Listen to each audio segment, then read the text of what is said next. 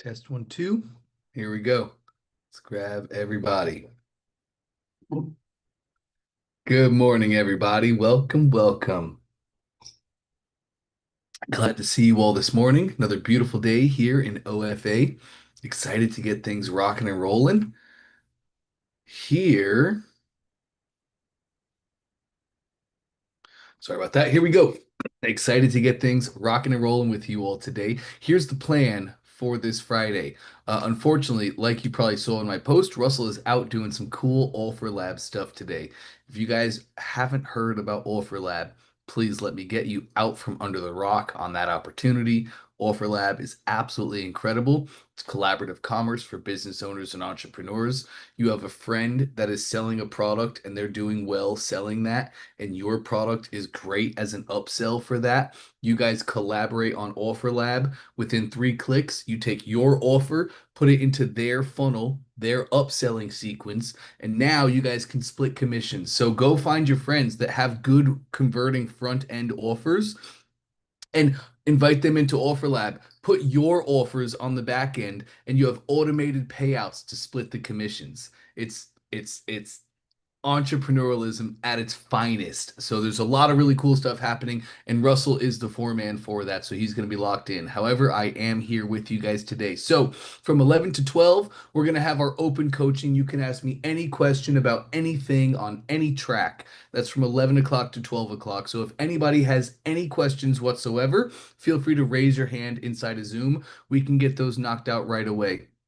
If you don't know how to raise your hand inside of Zoom, let me just give you a quick reminder. I know Zoom likes to change it up every week. So to raise your hand, simply click the heart at the bottom of Zoom that says react.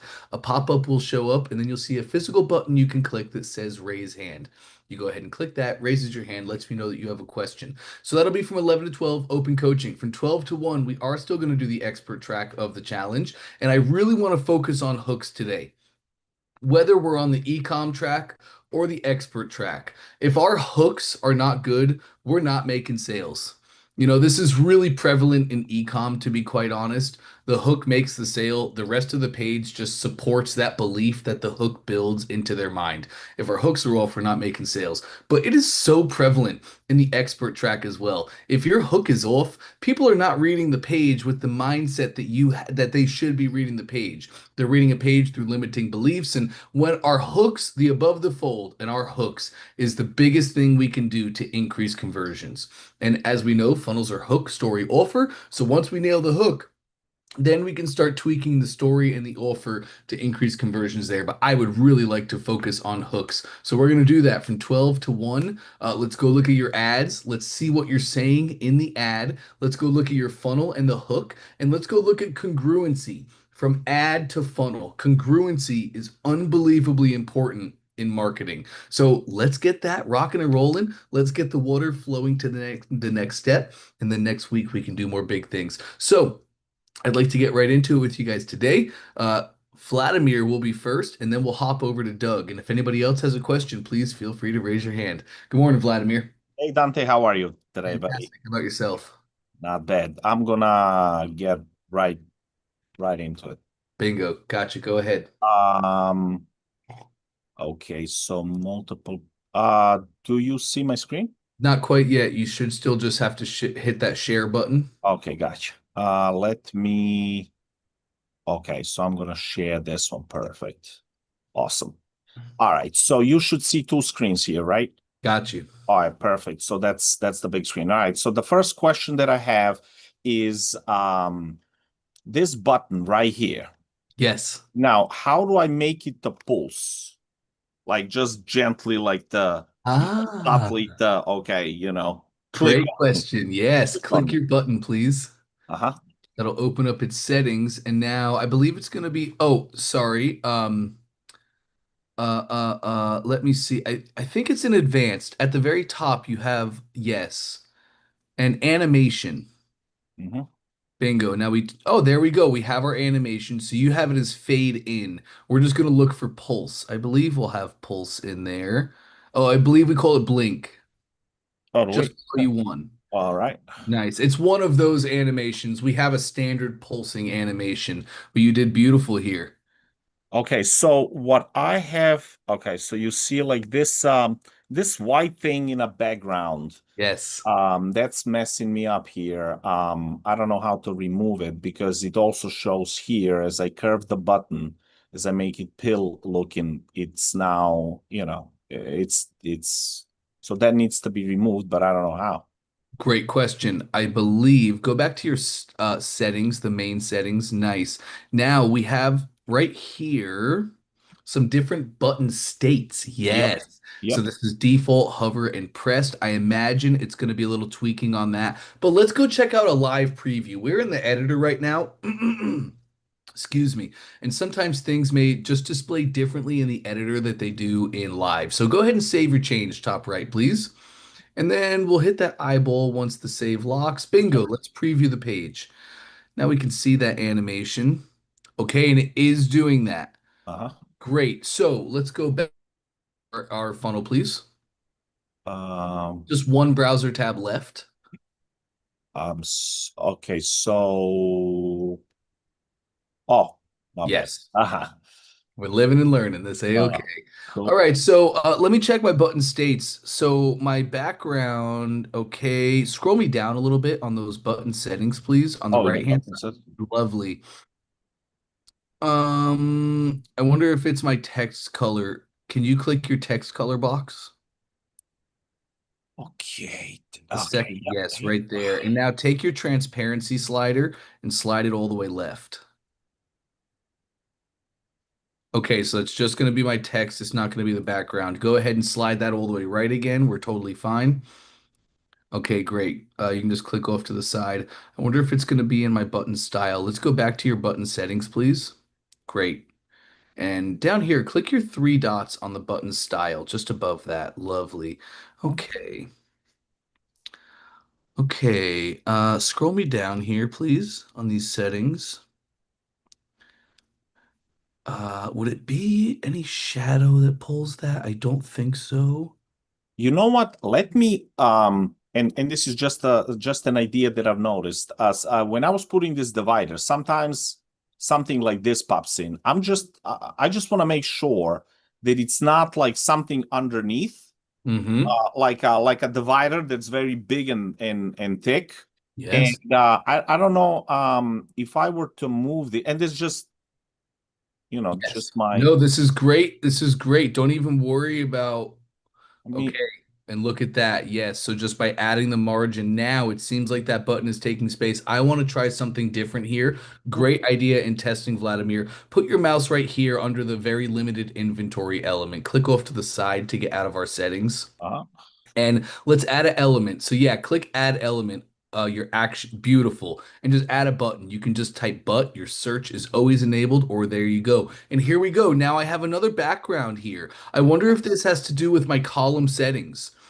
okay. Um, why would another button show a background like that? I feel like column settings. Click off to the side.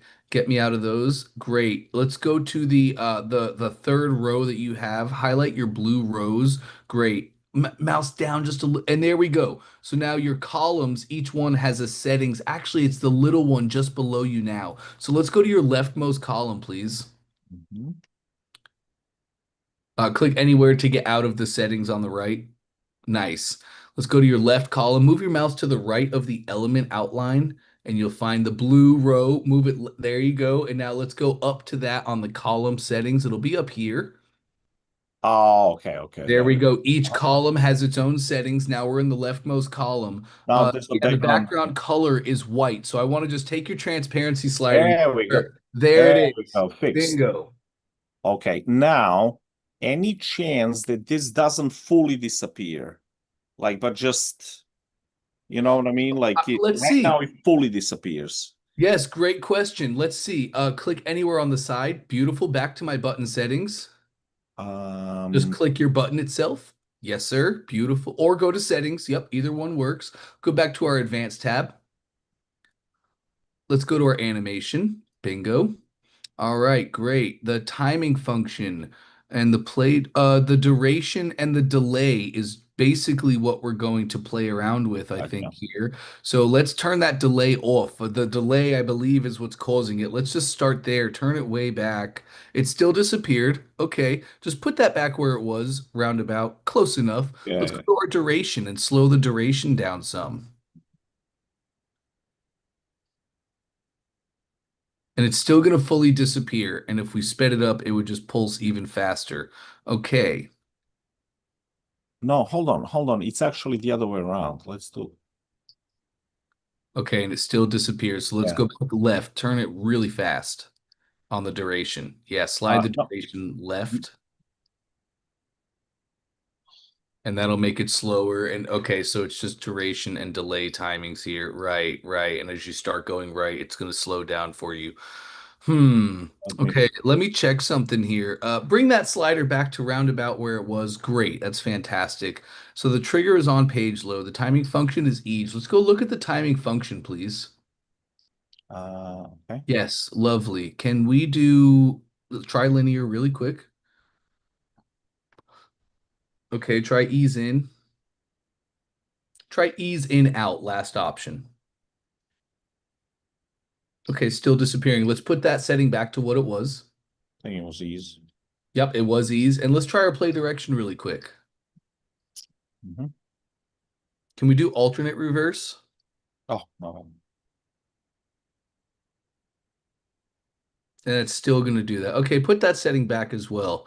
Um, We can probably play with duration and delay, but let's look at our type again. I wonder if we just have a different type of animation.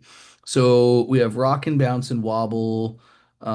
We have flip-ins. No, no, no. We don't want folding in or any of that. Um, okay.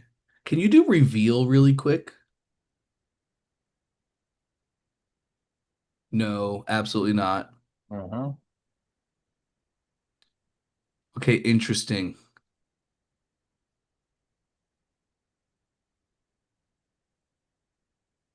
Okay, interesting. This is a great observation. Take a note really quick. This will not take long, I promise. No, that's fine. I mean, this is definitely not, something that is, even if it just stays there like that. Um, because No, I appreciate that, but I disagree. We should absolutely have a blink option that the button never fully disappears and customers never have to lose sight of the thing that you want them to click, the and CTA. well, Give it's feedback here. Go it's ahead. there because you see this. Yes, and I believe that's just pulse, and I could swear that we have that. For this, I'd like you to get with support at the end of the day, Vladimir. Will do. Let's see. We might have a different action or something that I'm not seeing here. Also, this might be a little bit of custom code as well. Like this is when we hit little roadblocks like this, it's a beautiful time to be in 2025. Years ago, I would say go to Upwork, get a like a $5 or $10 designer or Yeah. developer, and they could code the button to only have that specific pulse where it never does goes away. But it's 2025, so you can just go to ChatGPT and you could have it make that code for you if you wanted to. Yeah, no, I did try. The problem with that is I don't know where to put it. Like, Oh, great question. he gave me a lot. He gave me sometimes he gives me well, not for this particular function, right? But I did try something else and he gave me, and I tried putting it in and it did nothing and I Ooh, got GPT, frustrated. GPT or a guy you have? Chat GPT. No, no, Chat GPT. Okay, let me show you how you would do it. Go back to your funnel, please. Let's go click your button. Oh, I think we're Oh, in. sorry. Yeah, click your button again for me. The view pricing. Yes. Sorry, don't click. I'm losing my mind. Click anywhere on your funnel to get out of the settings. Just hover on your button. Okay, hold on. Okay. And then Yes, yes. uh-huh. And there's a little code snippet right there. Yes, sir. You click that. And now, oh, look, you did it. So, and then we would just have to know, like, this is why it's so nice to go to Upwork and get a $5 or $10 developer that you can just like throw little tiny money at and they can get Yeah. you over these little hurdles because the developer would know exactly why it doesn't work, yada yada. Mhm. But really great. You're smashing it, Vladimir. Great stuff so far. Let's get with support and we can I'm very confident we can make this button do exactly what you need Yeah. without code. Perfect. I mean, would is there, let's say, I'd say funnel designated, like somebody within like ClickFunnels that I can obviously, instead of going to Upwork and then pray to gods that the guy really knows what he's doing. So basically just somebody from within the support that I can obviously, pay, but just somebody who's verified in doing these things. Okay, that is an awesome question, and it's interesting the timing you would ask that on. We have not for years had that opportunity available, but we might. I'm gonna put my email in the chat for you. Okay, perfect. Can you just shoot me an email? I'll check with the team and see if we have somebody that can do that. Yeah, fantastic. Because this is not my goal. This is not the only project, obviously. Like small detail, right? So Yes. if you look at this picture right here, this is something that at least looks beautiful. It has different functionalities between the mobile and the desktop version. But when it comes to just these small things, they are visually appealing and they look professionally done. Yes. So I guess the game plan is I'm gonna put this, like I'm gonna put the content and what it does, like obviously record a video, do all, get all the pictures and all that good stuff. And then just if I can get somebody to just help me, like tweak it, like Here's because this here's the this life that also. Mhm. Here's the life that you're going to live, Vladimir. You are right on track. Build your funnel as is without a designer. Trey brought a professional designer in to design this funnel. So here's how the game is played. You're doing great modeling and emulating the things that we know to be successful and work. You can build most of it in your ClickFunnels account natively and naturally. We might, in building ourselves, hit tiny hurdles like how do I make the button do the thing exactly? Yeah. Right? We get with support. If we can't do it, bring a guy in, 5, 10 bucks, boom, done. Now you launched your funnel yourself, you run ads to it, and now as you start getting you can run your own split tests. You can tweak your own copy. You have full control. Once we start getting conversions, then we're like, okay, I got my nose on the right marketing trail. I know what this should look like now. I know what this should be. Then we're going to pull in a designer. We have a whole methodology on using 99. Do you have a designer in your back pocket right now? Not for this. I Okay, do so not it's have so anybody important for ClickFunnels. for a guy like Vladimir and any entrepreneur using ClickFunnels, not using ClickFunnels, are sometimes it's not about how, it's about who, right? As you well know. So it's so important, it's leverage to have a designer in your back pocket so that as you have ideas come up, you launch your funnels, you get success, and then you can pull this guy in to make it perfect immediately. That's what you're going to do. Once we start getting conversions and sales and we have a really confident we know our marketing is right and this is what we want to dive in on, then you're going to use 99 designs. You're going to get multiple developers in your back pocket that you're going to be able to pay like $100 to $200 for them to take this page and completely transform it and make it look like you said there, a professional $100 million brand that's been around forever. Fantastic, fantastic. And just all right, so we'll leave this as is, and once I complete this, I would change the animation. I just got to be honest about this. yeah, no, no, I'm just Here's gonna. what I would do if this was me right now and I hit this hurdle. I would go to my button settings, back to my animation, 100%. Animation tab, sorry. Great. I would go to my type of animation itself. You're right now using Blink.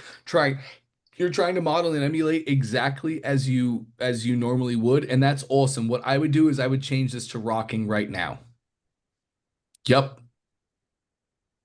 Check Okay, this out. Button yeah, never yeah, goes away. It still has an animation. It still pulls. We're over the hurdle. We're done. I would that's continue the wall fantastic. hack. I Yeah, would launch on that. yeah, no, no, that's fantastic. And then I will do the same thing for all of them. Two more questions. I mean, I Yes. got a billion more, but I want to leave it at two. So, this is I don't know if I built the header properly because all these are separate elements that then I just position them where they need to be. So this button obviously, like should be rocking as well. But what I want this is I want it to be static.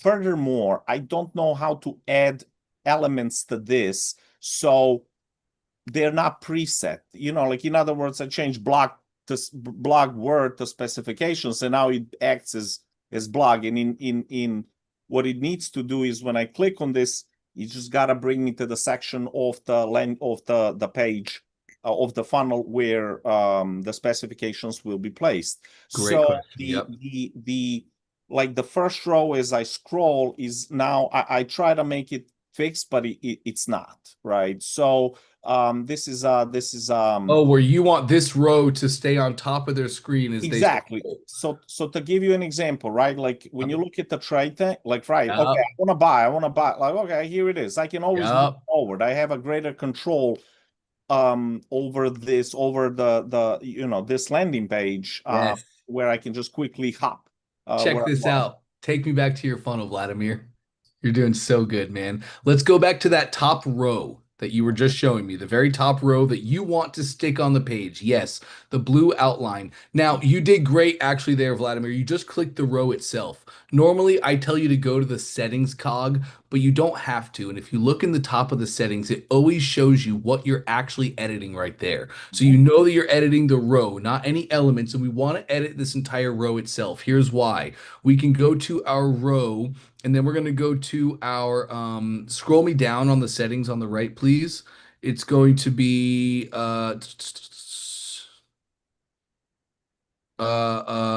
sorry, maybe it's an advanced. Yes, position, I believe. Hit that drop down. No. Why am I forgetting this? I wonder if I have to do it on my section settings itself. Can you click back on your funnel, please? And move your mouse to the right hand side as to all the way to the right of your green border. Yeah, keep going right. And there's my section. Go to my section settings, please. Yes. And there's my sticky. So hold on now. Yes. And then we can make a section stick to top on scroll, stick to bottom on Uh-huh. load, and then it's pinned on the screen exactly as you want. So let me just go check. We get John Okay. in. Go back to the row itself, please. We're on our section. Let's go to that blue row settings. So click, yep, you're perfect. Oh no, hold on. I'm in the bottom. Yes, great. And you could also just go to your settings cog. It's okay if that pops up. Bingo. And I don't see sticky in my size and positioning. So we can only make a section sticky. So what I think you made all of this inside of one section. Like when I Correct. I just yes. so what we all you want to do, Vladimir, is add a section. Click on your funnel, please. I'll show you how this works. Highlight that green section again. Move your mouse out, or you know what? You can just highlight your row. That's perfect. Highlight any row. You can see at the top left of your rows. Why am I not drawing? Sorry, that's crazy. Here we go. Let me just close that out. Let me try again here. There we go. You can see in the top, that's right. So sections have arrows just like that. Add a new section to the page, move it all the way to the top, and then you can use that move button right there on your row settings. If you highlight your row again, Okay.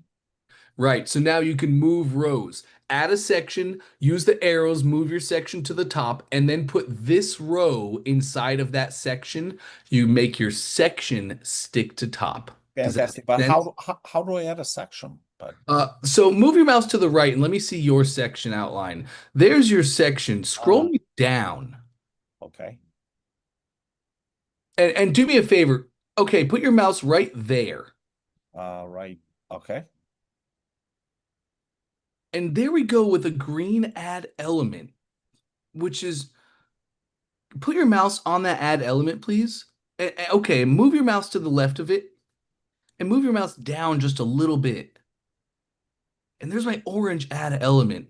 Vladimir, I think I know what you did in building this funnel and laying out the design. I think I know how you did it all, but I don't want to mess anything up here, and I'm always short on time. I'd love for you to get with support on this one.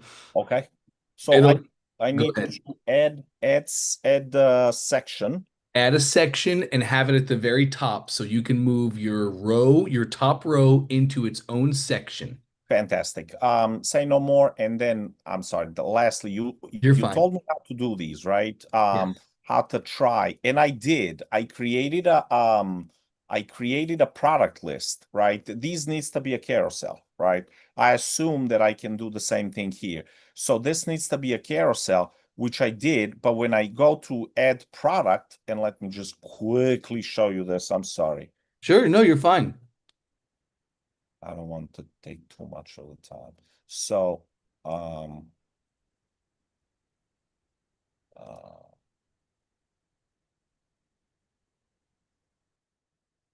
so look, so I created a product. Um, all products, hold on. So you see, like I created logos. Yes. And um Yep, just click the name, it'll take me in. Yep. yeah, okay. So you see, like I added all these logos, Yep. and I mean it said it requested me to add a price. I don't you know. Sure. Now, but when I go and it's saved, right? The Yep. product has been saved. But when I go here, for example, and let's say I just want to let's say just add an element, right? Um ugh, I'm just gonna do it here, right? So if I go to product carousel, Yes. okay, no, all right. Okay, so check this out. So when I go here Yes. and I chat GPT this thing into oblivion and Napoleon did, and it says settings and then just, add products, but there's no products to add. Correct. The carousel goes based on the first product you add to the page. Let me be honest with you, Vladimir. Our carousel could use a little bit of work. It works for a lot of functionality, but when you want to get specific like this, like you want to position your carousel top to bottom instead of left to right at the very top there, we don't have a lot of great positioning settings on our carousel right now. Okay. Another great reason to have a dev. Like honestly, what you did in your initial design that I'm looking at, not the carousel, but right here above, that looks fantastic. That looks amazing. I would just use that for now. Um, I deleted too much. and I Okay. would have, and then I would just bring a designer in to make it because what you're building, you're doing absolutely perfect. That's one of those things we would want to bring a dev in on. But however, I can show you how it works. Go add the carousel back, please. Um, Yes. okay, one Uh, second. It's a little delay. I'm sorry. no, you're fine. Just type car. Your search is always enabled. So as we get better at Oh, being funnel hackers and knowing what elements we're looking for, we can just always do quick searches. It'll help you move a lot faster. Now oh, that you added the carousel element to this page, Vladimir, save in the top right, please. okay. Right. And let's exit the editor top left. You'll click the little hamburger icon right there. It'll expand. Beautiful. And we'll exit. Right. Okay.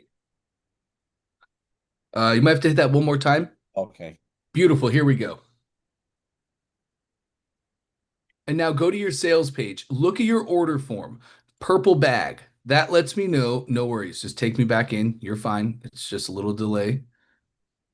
Go back to It looks this like one. that Go one. back. Yep. Go ahead and click that Okay. funnel name.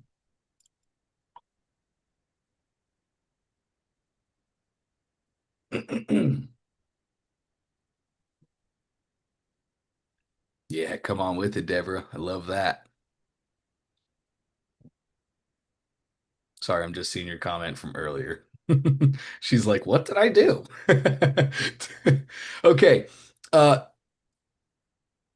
and it's just taking us back into the editor here. It's so interesting.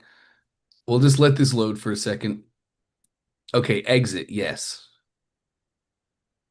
Okay, that should Maybe I'm, that you should know, no, this should work. sometimes. Okay, great. Let's just stay right here. Take a look at your order form. I can see a purple bag that lets me know that it's a quick icon. A product has been attached. And when we look at your sales page, there's no product attached to the sales page. And the carousel element pulls in based on the product attached to the page itself.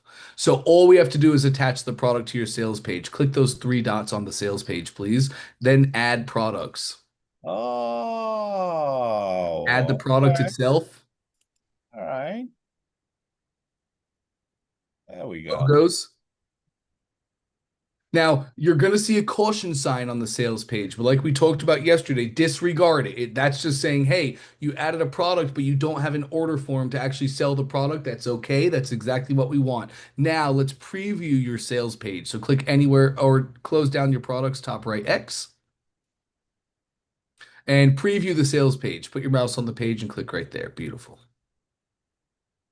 Let's scroll down just a skosh and see what the sales page looks like.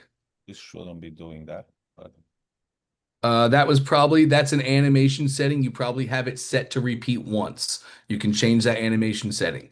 Let's go back down though. I'm trying. It looks the bar is moving, but the page is not. You see the bar is moving, the page is not. Yes, I wonder, was this doing Reviewing. that Okay. before? I This feel is like you made your section sticky, and I didn't notice it. Go back to your ClickFunnels account, please. uh okay. Let's enter the editor.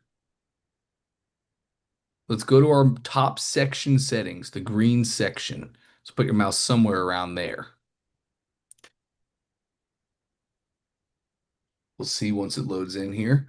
All right, highlight your green section. You move your mouse to the right. Your section is always the outmost standing thing. Mhm. Beautiful section settings. That's great. And look at that. We did make our entire section sticky. That's why nothing moved. We'll just revert that to no sticky. Fantastic. Save in the top right. You're killing it, Vladimir.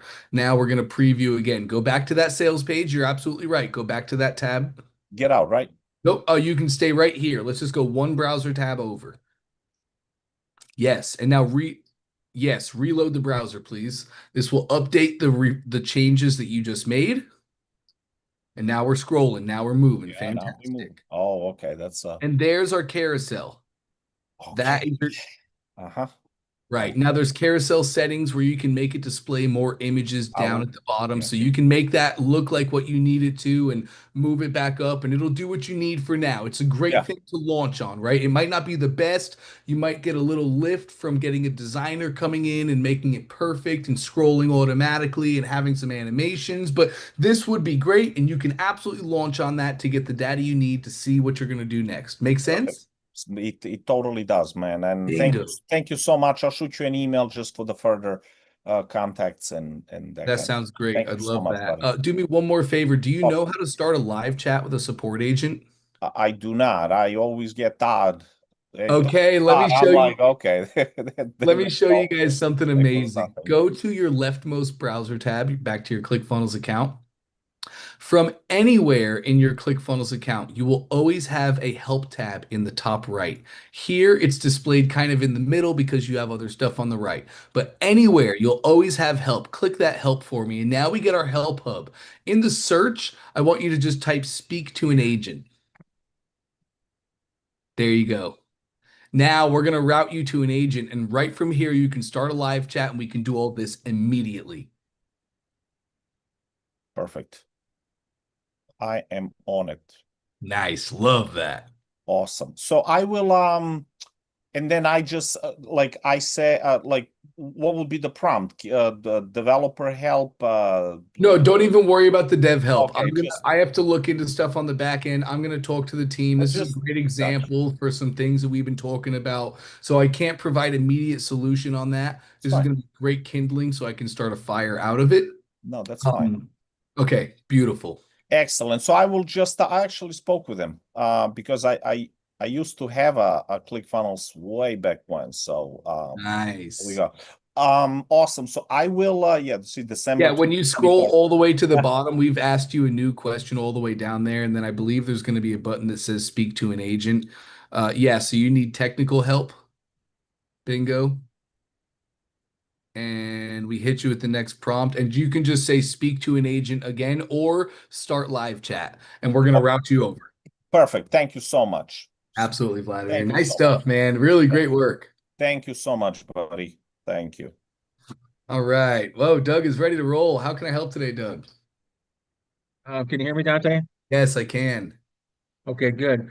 Um, so hopefully this won't be too complicated. I am having I've talked with you about this before, basically.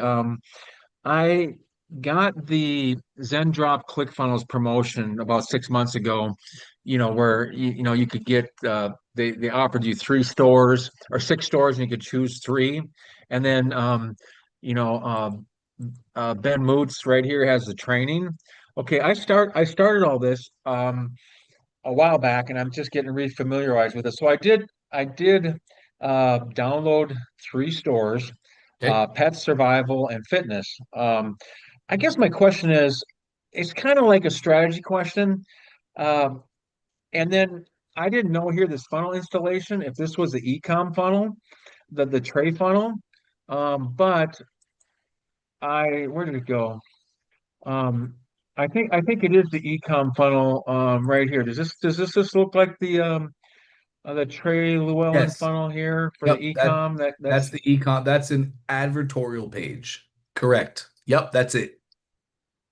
okay. So that is correct. So now here's my confusion on this. So, and I'm wondering if I should have gotten this platform because it was really kind of needed because I have my PB chicks with my pickleball.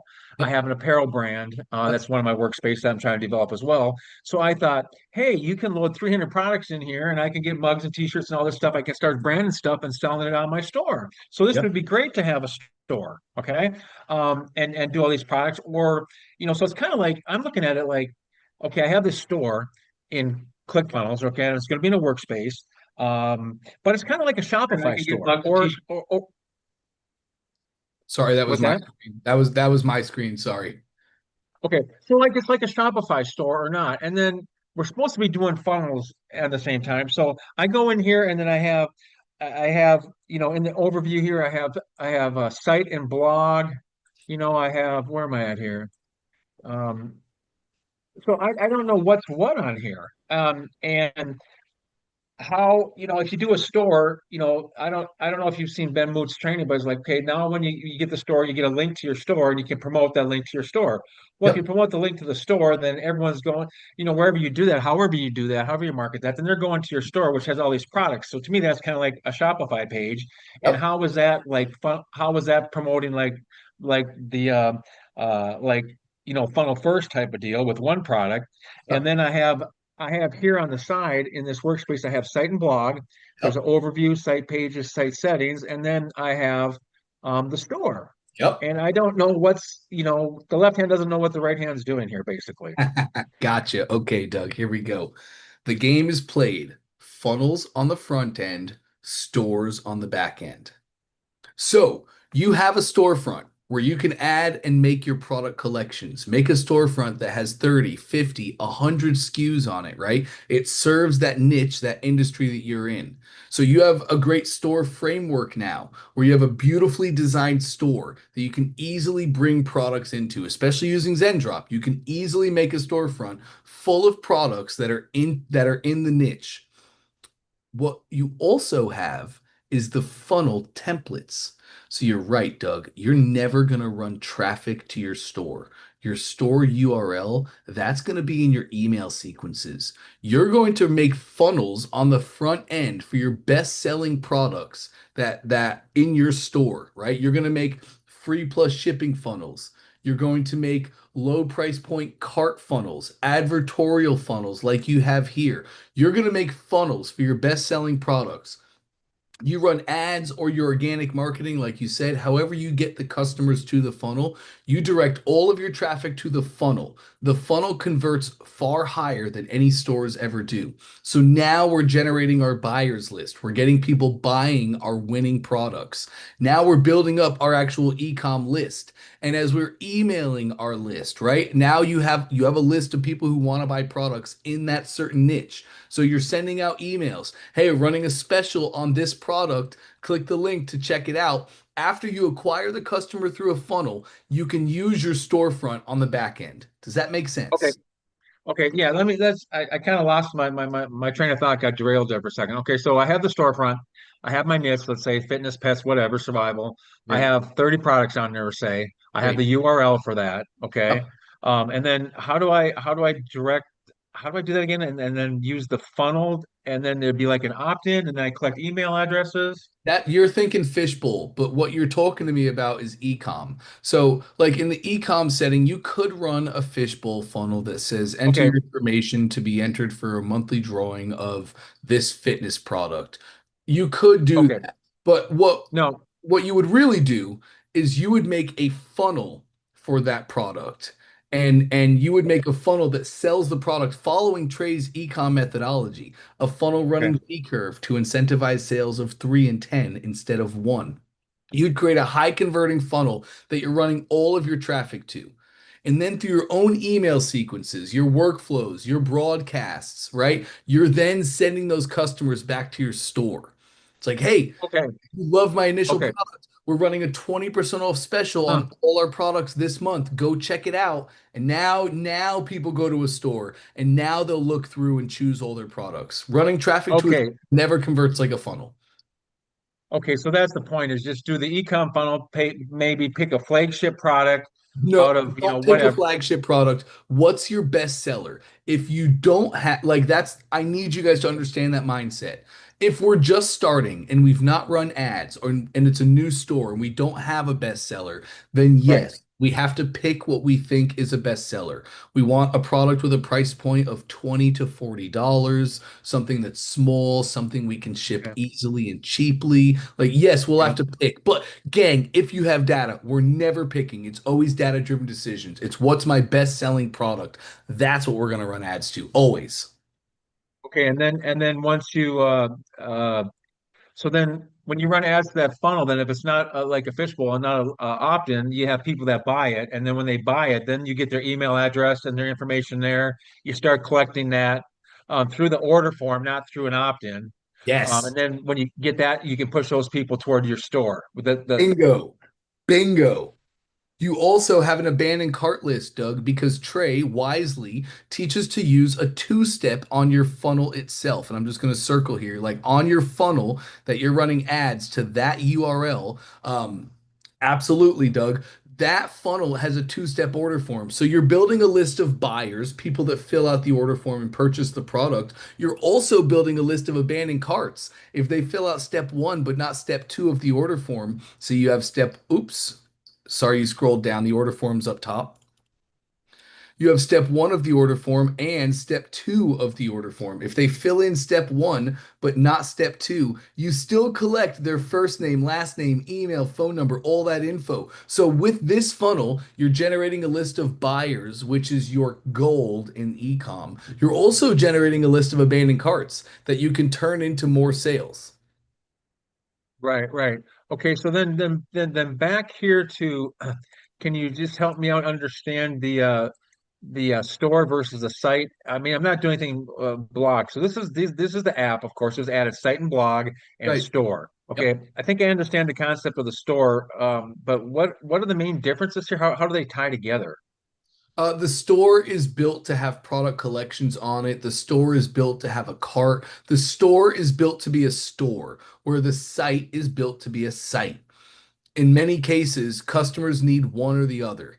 In most businesses don't really utilize both unless they've hit a certain level. You, for what you're doing for ecom, you don't need a site. You just don't need it, Doug. You need a storefront. And you can put more information about your business and your company on the storefront, but site is pretty much not necessary for you. Okay, because I think in Ben's training it goes through both, and he kind of like, if I'm standing corrected, he kind of sets up both the site and the blog, and then getting in the tied into the right URL for your domain. It's kind of you know yeah, it's not real clear to me. So if I did set up the site and blog, I just wouldn't do anything with it then, and Well, just no, just if you focus set on the it up, then store. you could do stuff with it, right? Like you could make your blog is embedded on your site, and that's great for SEO, search engine optimization. You could have a site, but a website is just a directory. It just tells people about your products, it tells people about your company and your business, and it tells people like why you Yeah, started this project. And then the site just links out to other things. The site doesn't really do anything. It's just a yeah. website. So you can Oh, so build it. so think. And if you want to direct track, is SEO a main strategy that you're going to be implying, Doug? Well, I I don't know if it's going to be or not. The jury's still out on that, but yeah, I And the think site you is need non SEO. You honestly need like that. SEO. Go What do ahead. I mean SEO? Is that what I you didn't hear asked? you. I'm sorry, did you ask what I mean with by SEO? No, I know what that means, but I Okay. don't know how I'd apply it in this situation. So this basically like for my PB chicks, I have a funnel which is basically a landing page, and that's just Sure. all I have up for my pickleball niche. So that's like a landing page, but that's a funnel. But I kind of consider that like a site because that's the landing page, but it's not really a site. So Right. I So don't know what the difference is there and how to use them. here's how a site would work for you then. Sites are really great for SEO, search engine optimization. Let's say you were going to make a PB Chicks website that was all about your PB Chicks, the culture, who it's for, why they want to become a pickleball chick. You would have Right. a site that has that, but you would be, let's say, are you familiar with Barstool Sports? With Barstool Sports, no.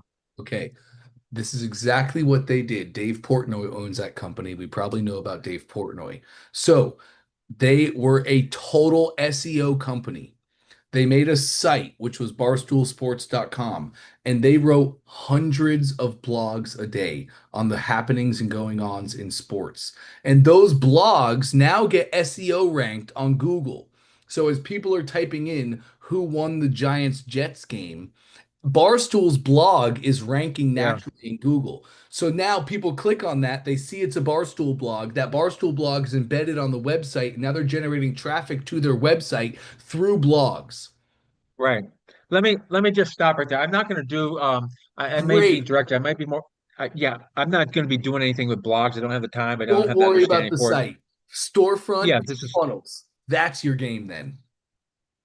okay. So this if I had a site that would be more attached to the blog. That's why it says site and blog. So the point of the blog is to get out there with SEO, get your name known, like you said, barstoolsports.com. And then when the people somehow they embed that and they drive track it back to their site or their landing page, basically. Yes, it's exactly right. And then, like in that capacity, Barstool Sports is selling advertising on their site. So people go check the Barstool Sports site to see what other cool insights they have. Barstool Sports is generating copious amounts of traffic to their site. The more traffic they generate, the more they can sell to advertisers. Okay, so site and blog is out. Okay. That clarifies that up a little bit. So I'm just going to focus on the store aspect of that then, and That's then right.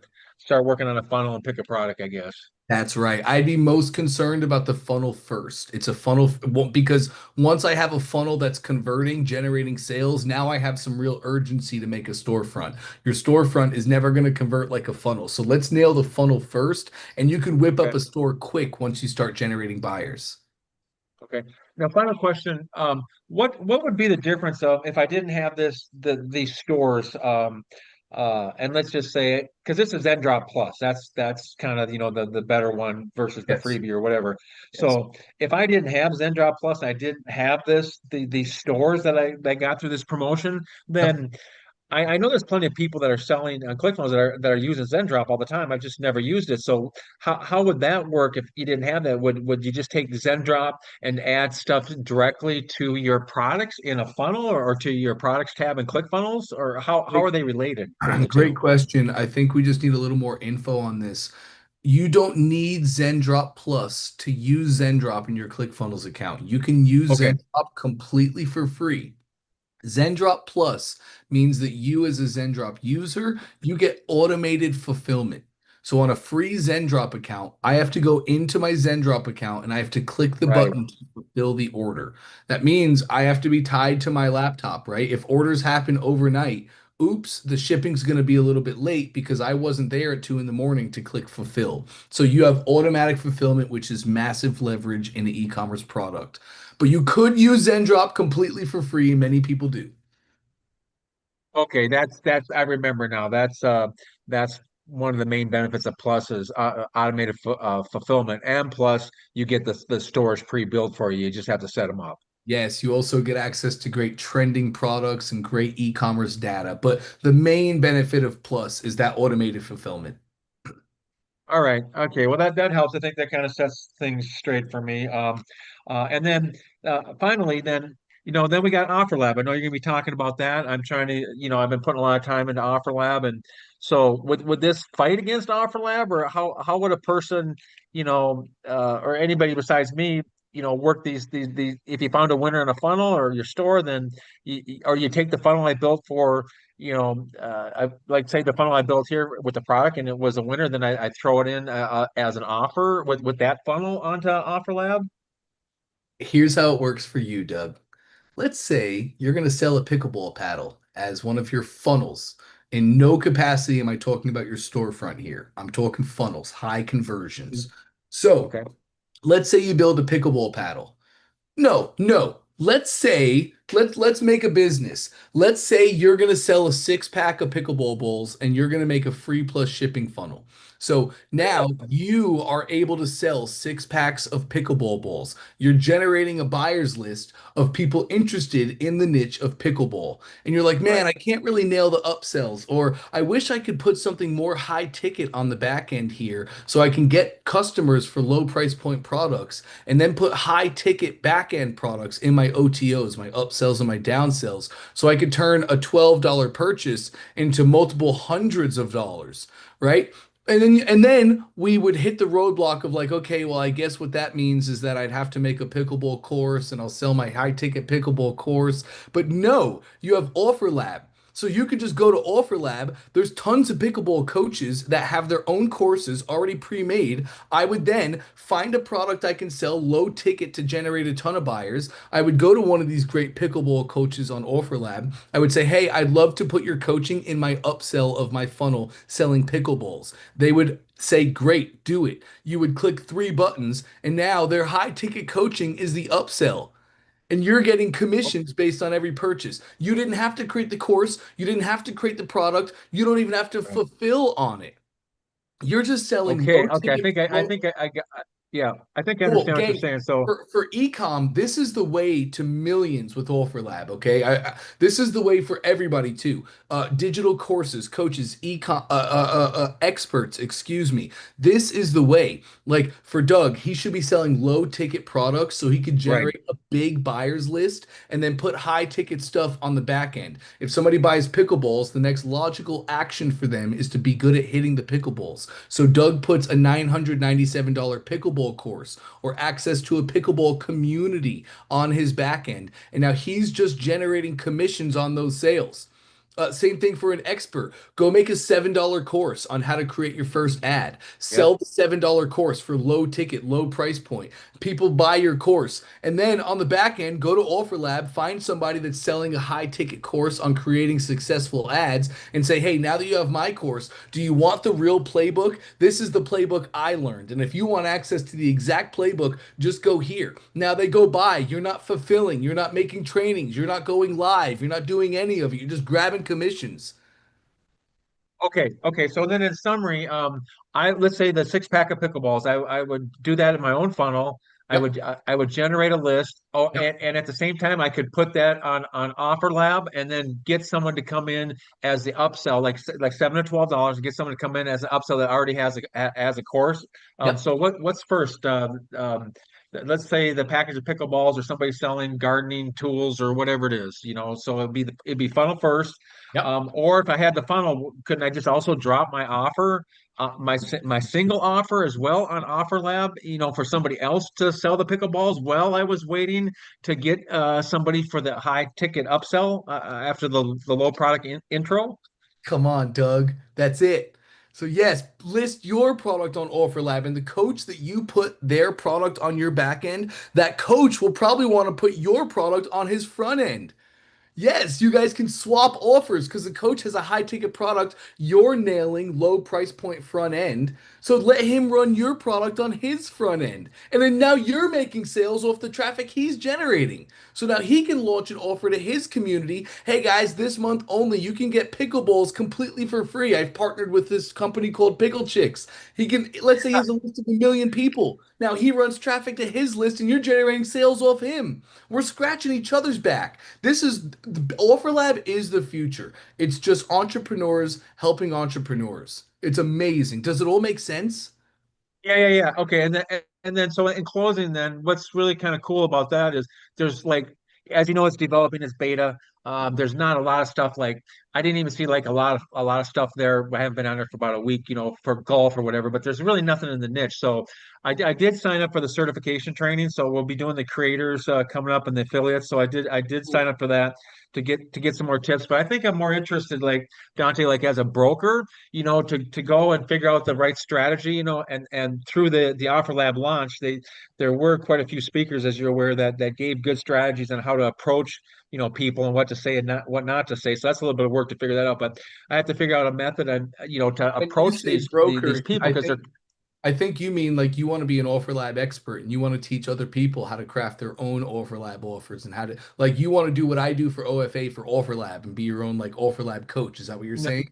no, no, no, no, no. I want to get like if I want to find a big pickleball blog, because I know a few of them that are on, or somebody that has a course on Facebook or wherever I find these people. I want to get them in as an affiliate and say, oh, by the Yes. way, and then get them on there and then use their product on my back end because Yes. if the courses aren't there, I got to go find the people that have the courses and hopefully get them in at least as a sign up, not necessarily selling the certification because that's kind of over, but getting them in, under my umbrella, so to speak, and then using their courses to be the high ticket upsell on the end of my low ticket, offer or free, 100% commission on a pack of pickleballs or whatever. Yes, that's 100% how it works. We have share links in OfferLab that actually make you what's called Yep. the referrer. So yes, again, all the power comes from having the offer that's converting. So let's say, Doug, you're selling a six pack of pickleballs free plus shipping. You're generating buyers, and you're like, oh, I know this person on Facebook. They're not on OfferLab. You send them an email that says, hey, I have a pickleball offer that's converting like crazy. I'm generating tons of buyers. I don't have a high ticket thing on the back end. I would love for your high ticket thing to be on the back end. All you have to do is sign up with OfferLab and we can plug it in right away. Now you send them your invite link. They put their offer on OfferLab. You are the referrer, so you're Yep. also generating commissions, second tier commissions on the sales that they're making. You can 100% do that. That's the literal game. That's how it should be played. Okay. What we need to accomplish that, we just need a successful front end offer. Because if you just reach out to somebody and say, hey, I'm trying to sell pickleballs, it's going to be launching in a few weeks. I'd love to put Right. your product on the back end. They're going to be like, no, sorry, I don't have time. No, like that requires work, that requires my time. Sorry, Doug, I'm not going to take a chance on you. But if you come to somebody and say, I'm making sales, I'm generating 20 buyers a week, and I'd love to put your product on my back end. Well, now they're like, okay, come on now. Yeah, let's do this.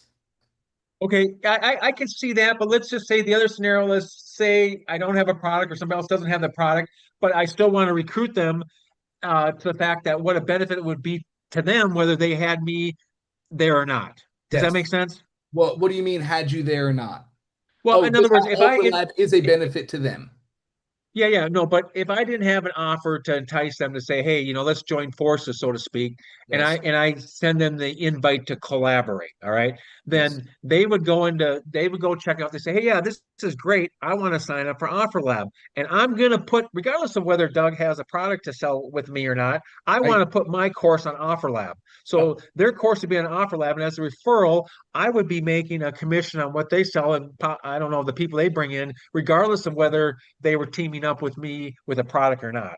If I'm not mistaken, it's 5%. So you're 100% right. 100%. You bring somebody in as the referrer, and let's say they generate $1 million in sales, 50 grand to you for doing Well, I nothing. have okay. So I just want to understand that. So there's kind of different ways to approach it. And since with the certification, I think I don't have to get 100,000 sales. I'm automatically bumped up to 1.5%. I believe so. I believe you are. Yes. All Yeah. right, man. I appreciate it. That's helpful. I'm glad finally got a hold of you there. So at least I have a somewhat of a plan. Yep, 100%. What you just explained there, Doug, is just raw, authentic affiliate marketing. Present OfferLab as the new opportunity to business owners. And I mean, the hook is don't miss out on the hook is, are you still kicking yourself for missing out on the .com era? Right? Like here's this new opportunity that you want to be a fast mover on. Uh, Bingo, rock and roll, and it's game over. Okay, okay. All right. I think that's helpful. I really appreciate it, man. Awesome. You got it, Excuse man. me. Great questions. Okay, gang. Well, that's perfect timing as well. We are about to get into the expert session. So, welcome, experts. I saw you guys come in afterwards. Deborah, I am going to answer your question before we get into this. So, thank you so much for your patience. Don't worry. But as soon as we finish with Deborah, we're going to get into our expert session of the One Funnel Away Challenge today. And, gang, I know we're running one too many presentations. So, here's the focus for experts that I would like to focus on first. I'm happy to answer any expert question that you have. But for all of our experts today, I think the best thing that we could do is let's go look at your ad to funnel and let's work on congruency. I want to tweak your above the fold on your funnels so we can have strong hooks because the hook is everything. If we don't nail the hook, nobody sees the story, nobody sees the offer. And the hook really pre-frames them as how they look at our funnel and how they're viewing our copy. The most important part of this process is making sure once we have an ad that is working, and I don't care how you're advertising, whether it's paid ads or organic traffic, if you are generating traffic to your webinar funnel, I want to go look at what is generating traffic, a Facebook ad or whatever it may be. Let's go see what you're saying and then what we're saying on the funnel. We go nail this. We will lift our conversions right now. So I have to step away for a really quick moment. I'm going to get back and start it with Deborah. Thank you for your patience, Deborah. For the rest of our experts, I'd like you to just have your Facebook ads or whatever traffic that you're running. Let's have that up so we can look at our traffic stats. Also, in a new tab, have your funnel rocking and rolling, ready to roll, and we're going to be able to move quickly and do big things. Give me 2 seconds. I'll be right back. And Deborah, we're going to start with you.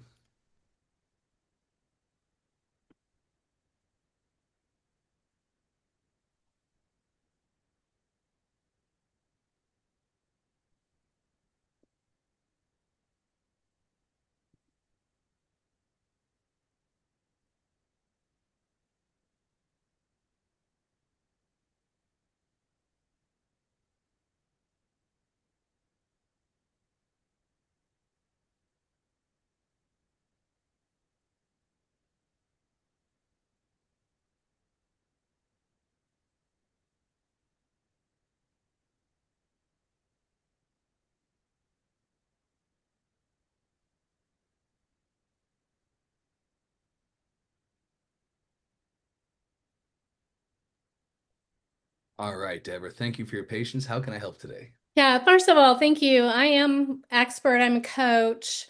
I have two questions. I have two funnels set up. I was doing a quiz funnel, but I put that on hold. It was too complicated.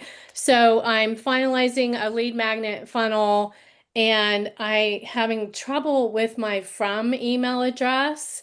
So I have a question on that. And then the other one, I am setting up a 5-day tiny challenge and I did use your AI and it was super helpful. Love So that. I want to look at that and I have a question on because I want to embed a video. So first question, if I can share my screen, Please do. it is has to do with my lead magnet funnel and this from address. I actually have an email address, debbie@debbie-myers.com. Great. Have not set that up and I don't know how to do that. It goes to a different email hosting site. So, Sure. No worries. We can do that. Scroll me up top on this screen, please. We're going to go to email addresses at our top navigation. We're going to add an email address, top right. Nickname only you see, so call this whatever you would like. That'll work.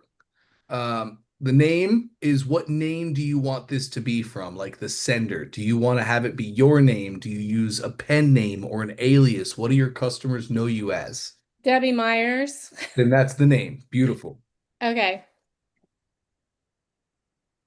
Beautiful. The username, this will be the actual root email address. Okay.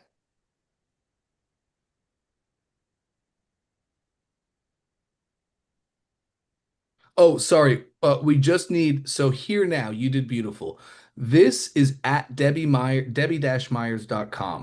Have you added that domain to your ClickFunnels account yet? That's the big question. Hit your I domain down. thought I did. Well, hit that domain drop down to, oh, sorry, I'm looking at your domain drop down and I'm losing my marbles. Your domain chosen is at debbie-myers.com. So in your username, remove all that and have only the root. Debbie. So perfect. Now this will be Debbie at debbie-myers.com. This is exactly what you want. Add that email address. Lovely. Now we can see it displayed right here, the name that you gave it. So this is like when you choose from the list of email addresses, you're just choosing that name. And it is Debbie at debbie-myers.com. That's what we're looking for, right? Yes. Lovely. Let's go now. You probably want to use this email in one of your workflows or emails, right? Yeah, I want to use it in this lead magnet workflow because in the content, I'm going to say reply to me. I'm going to ask him a question to reply just so we get him out of that promotions or spam email. Absolutely. Okay, let's exit top left. And we're going to go to your funnel itself. I like to go to workflows this way because I know that I'm going to the right workflow. We go to the actual funnel that we're working on. Beautiful.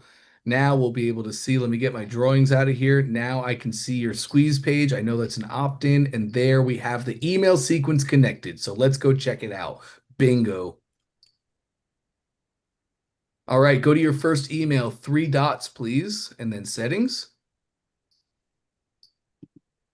Now we can choose our from and reply to address. So let's hit that drop down, and there's Debbie Myers. Let's make that same on the reply to. And there she is. Go ahead and save that. You're going to do the same thing to all the emails in this sequence just to make sure that they're coming, but you get to totally control your send and reply to addresses. You want people to reply to your email so you can get them out of Yes. promotion. So keep the reply to where you want it to be. In the future, though, Deborah, let's say you're sending out emails that you don't want people to reply to and you don't want your email inbox flooded. You can choose a no reply email as the from address, and then Right. people will not be able to reply. Yeah, when I get thousands of people, we'll do that. Okay, so my second question is I have a second funnel, Great. and you can look at my hook on this too if you'd like, and I'd love your feedback. But my question on, I'm trying to get to back to the funnel page. Sure. Select my other funnel. While you do that, I'm trying to get Dante I for all the prime movers we have in here. Okay. Yep, I got you, Deborah.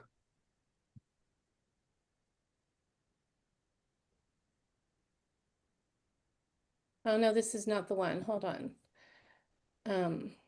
No worries. While Deborah's getting Oh, it's set this up, one. I'm putting a link in the chat for everybody. I know we have some prime movers and some new faces I've not yet had a chance to speak to. Welcome. Great to have you guys. My name is Dante Torelli, and in the chat, I just put a link to Dante I.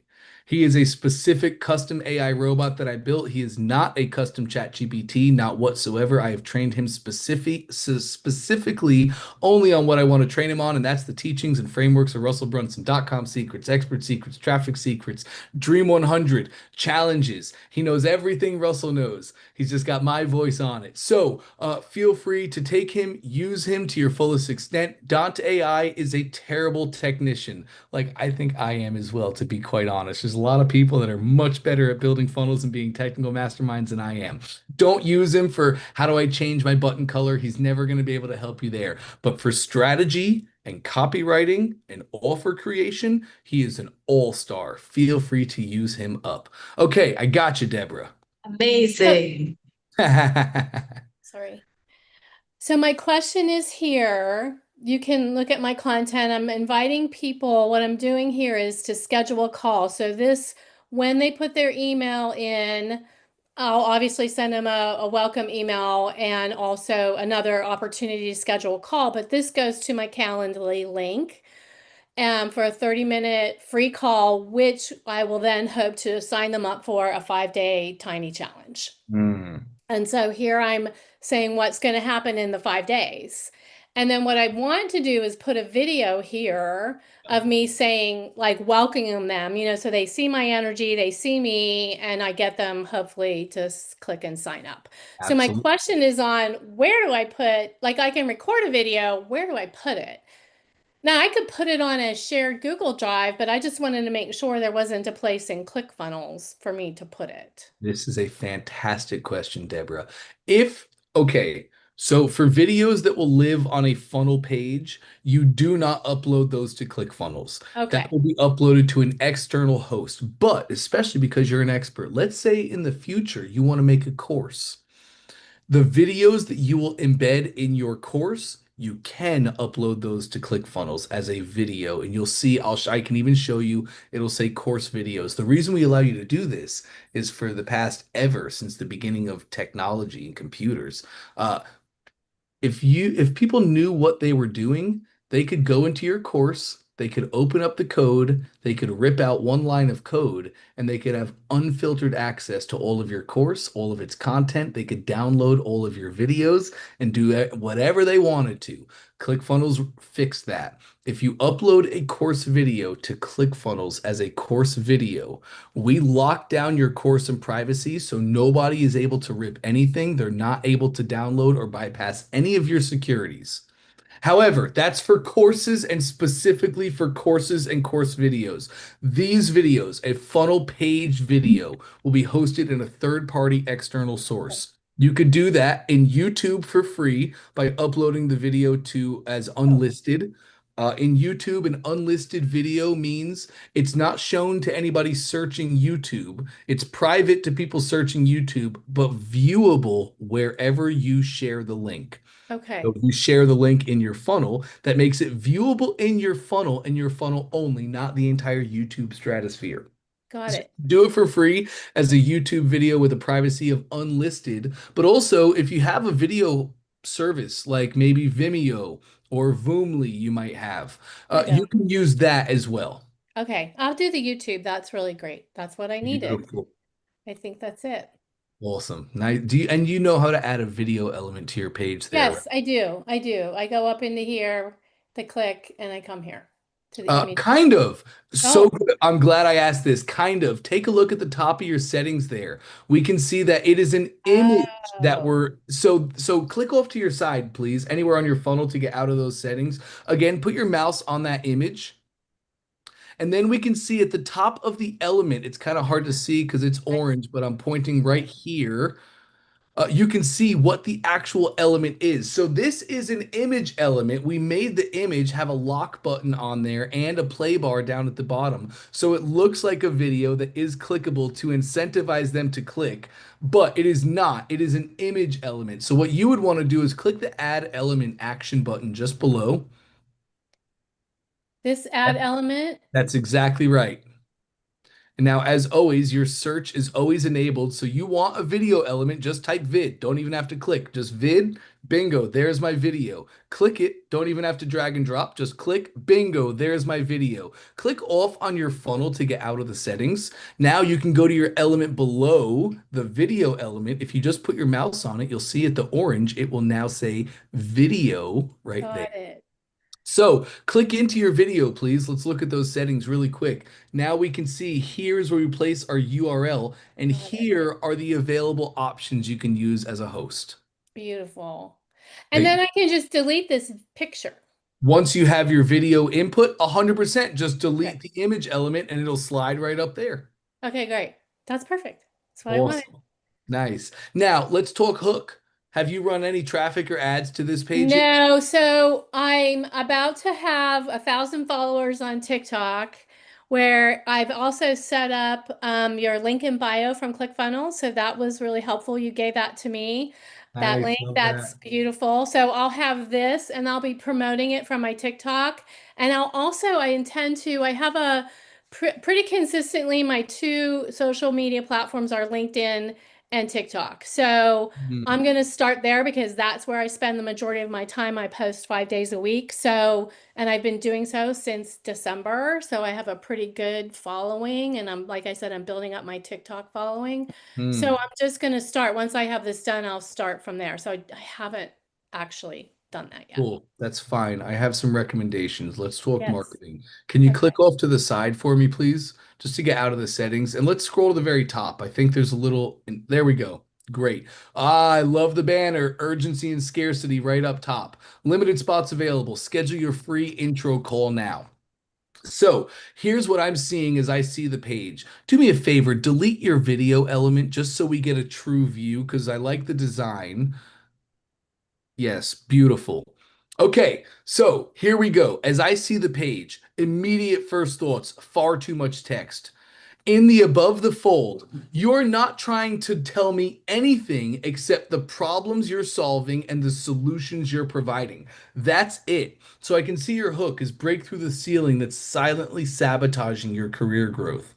Like, end of the day, I can say this without taking so many words. All of your bullets, day one, day two, day three, those should be removed. Those should Okay. all be below the fold. My hook is just to grab their attention and introduce my framing, my hook, my right now your hook is like break through the ceiling that's silently sabotaging your career growth. I might have a different hook that says fire your boss in just 5 days. Right? Like as we get to learn our customers a little more and their real pain points, like maybe they don't hate their job, they just hate their boss, right? Like that's the Mm, marketing that we can inject. But that's all I want to see on this page. I want to see the headline, I want to see the subheadline, and you could maybe have this in the above the fold. That's it. Then on the right-hand side, you have enter your contact info now to get started. We probably want to have that say something more along the lines of enter your best information below to claim your consultation. And then I would probably put subtext down below that. And I would have it say something along the lines of we're only accepting X number of challengers and custom hand picking each challenger. Book your call now before spots fill up. Again, reinstate the urgency and scarcity right there. A video of you saying what the challenge is going to be and how excited you are for them to be there. Fill in your information below to see if you qualify.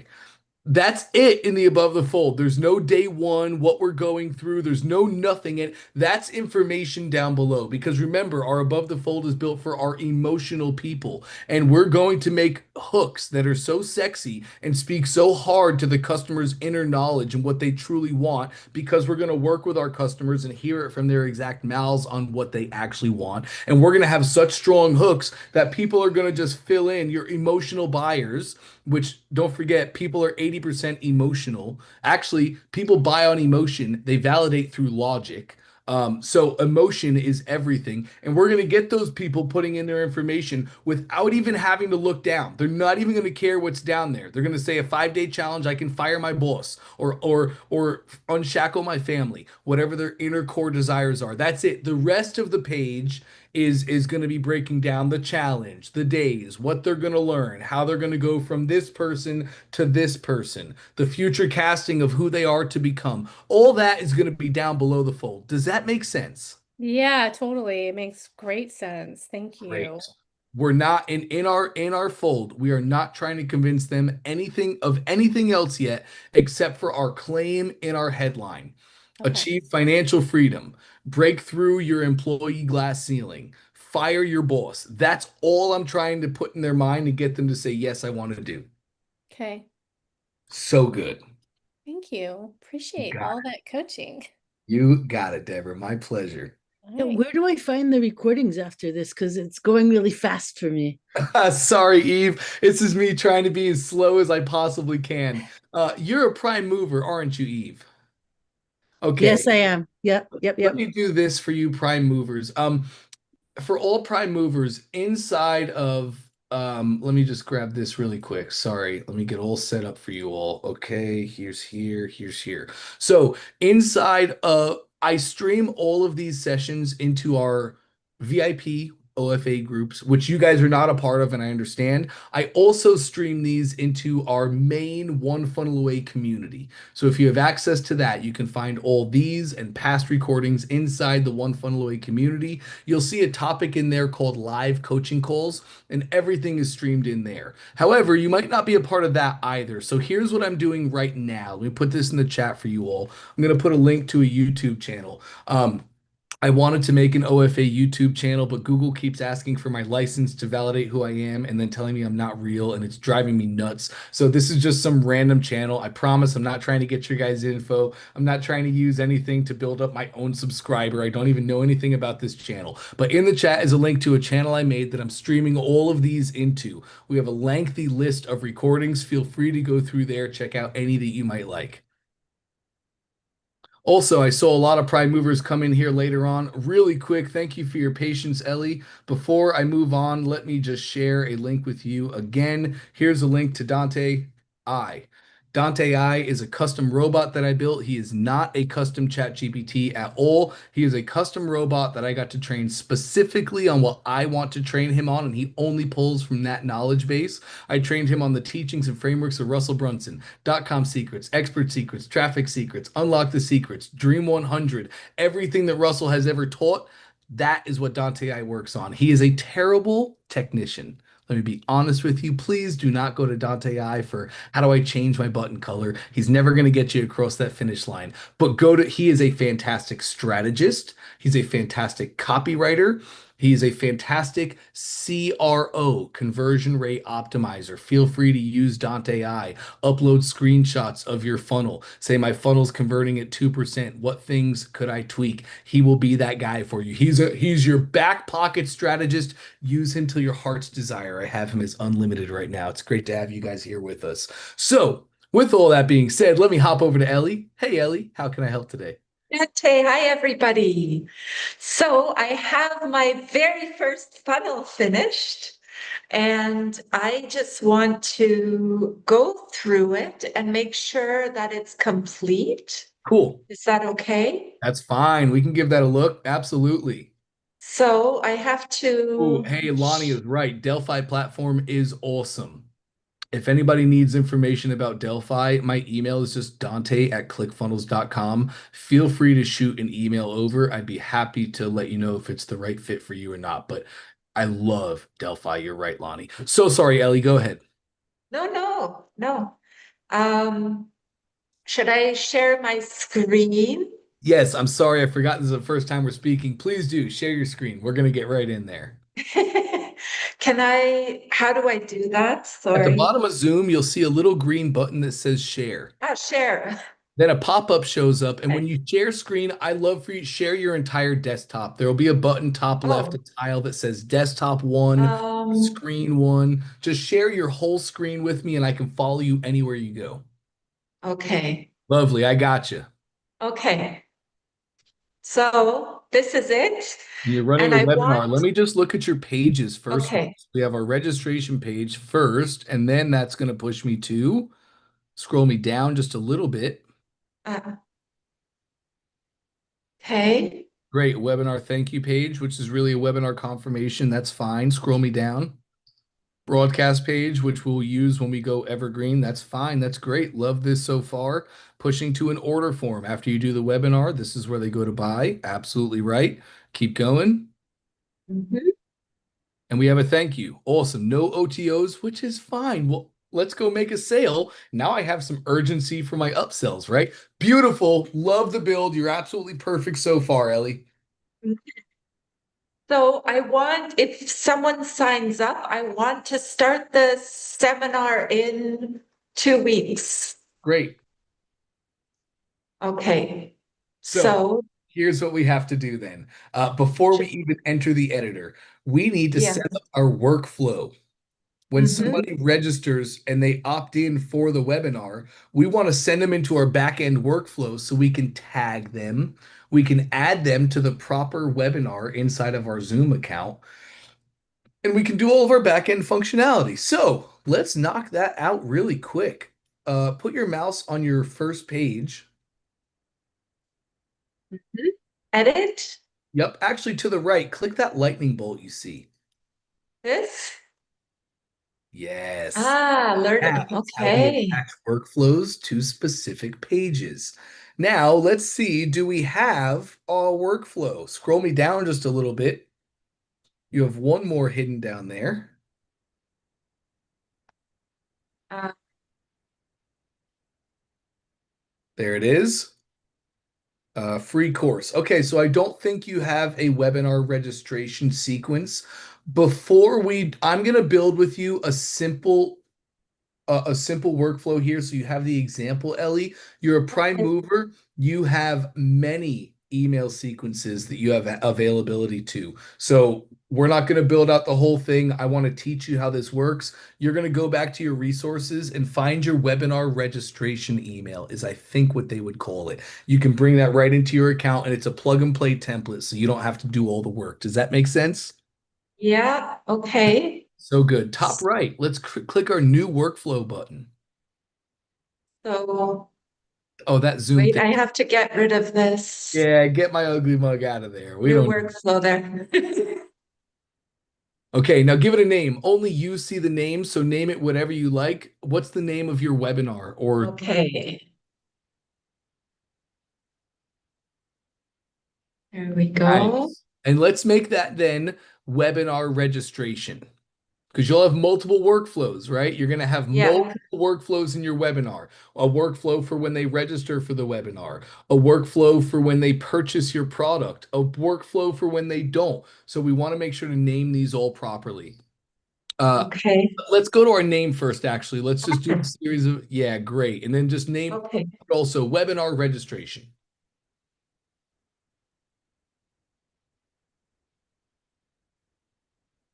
Beautiful. We can change up any typos later, not Oh, concerned. Or you can do it now. Totally fine.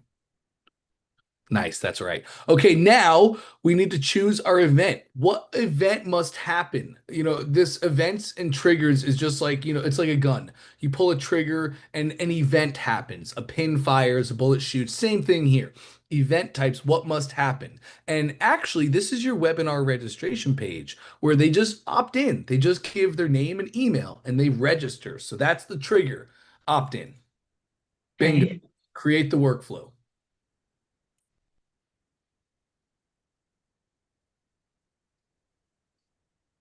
Now, on the left-hand side, we can see our funnel builder. We can see what step this workflow is connected to. Now that we set this up, anytime somebody opts in on your funnel, whoop, they get sent into your workflow and they interact with the steps as you make them. So let's make a couple steps here. By clicking our little gray plus there. The very first step I want to see in a workflow is tagging my contact. You're going to have so many different webinars and funnels and programs. We want to tag our customers as webinar registrant so we can find webinar registrants easily in the future.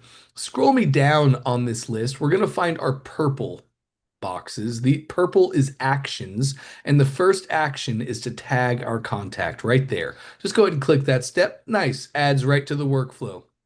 Now, let's make a quick tag together. So click your contact tags box.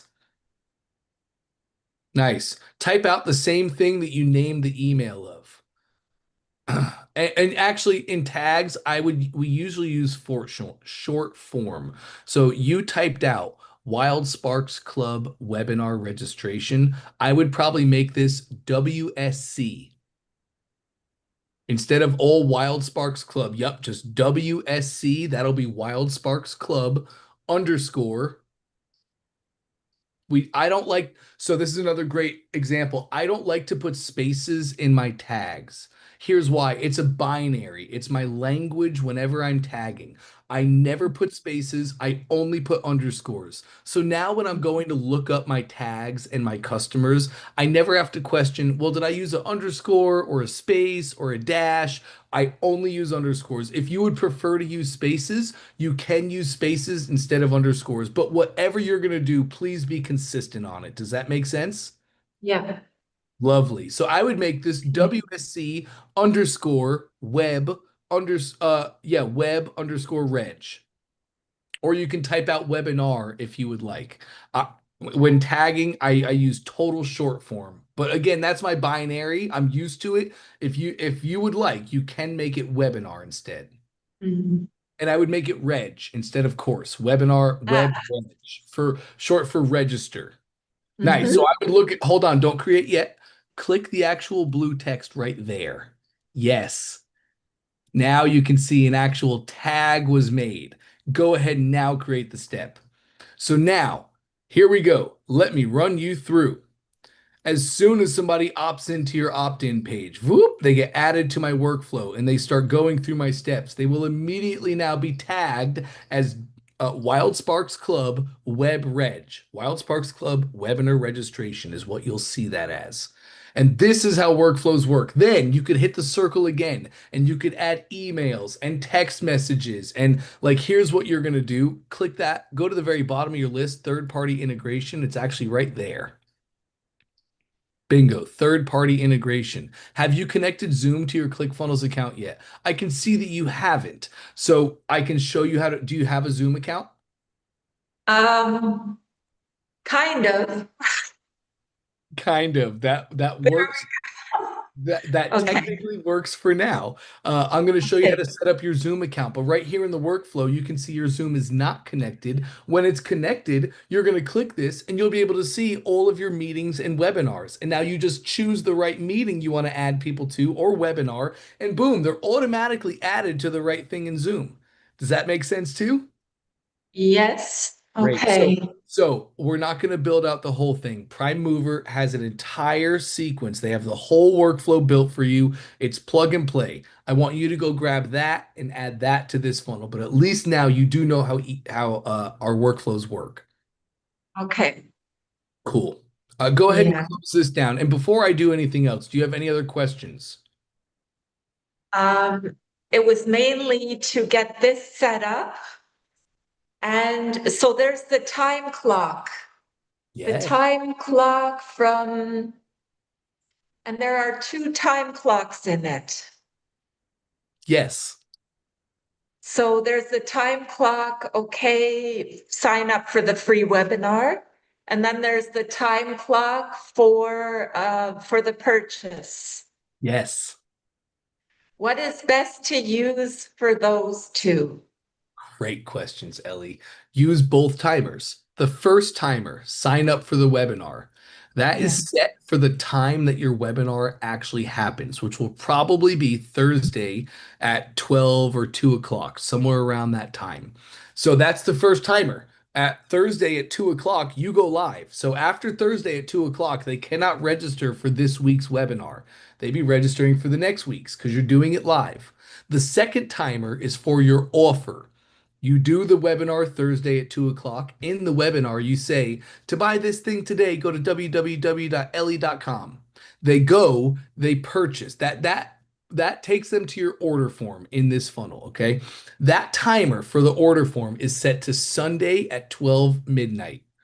Because they have until you present the offer Thursday, you tell them the cart closes at 12, so that's the timer that we set for the second one. Okay. That's it. Those are my questions. Thank you. Amazing. Awesome. I love that. Great stuff, Ellie. Okay. All right, let's hop over to Rosie next. Hey, Rosie, how can I help?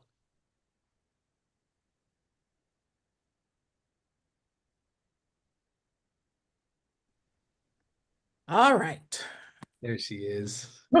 So I'm so happy about this topic that you did because I definitely want to make sure that my hooks are good, especially since I'm now starting again with the assessment. So I want to make sure that my ad, from the ad to the assessment to my 3-day challenge, is all in sync. So I'm Nice. glad that you're doing this. Let's go take a look, Rosie. Okay, so let me. Oh, Eve, yeah, you don't need to use Zapier to connect Zoom to ClickFunnels. Actually, Rosie, before you share really quick, let me just show something. This will take 5 seconds. So you do not need Zapier anymore. ClickFunnels has a direct integration with Zoom that gives you a tremendous amount of power.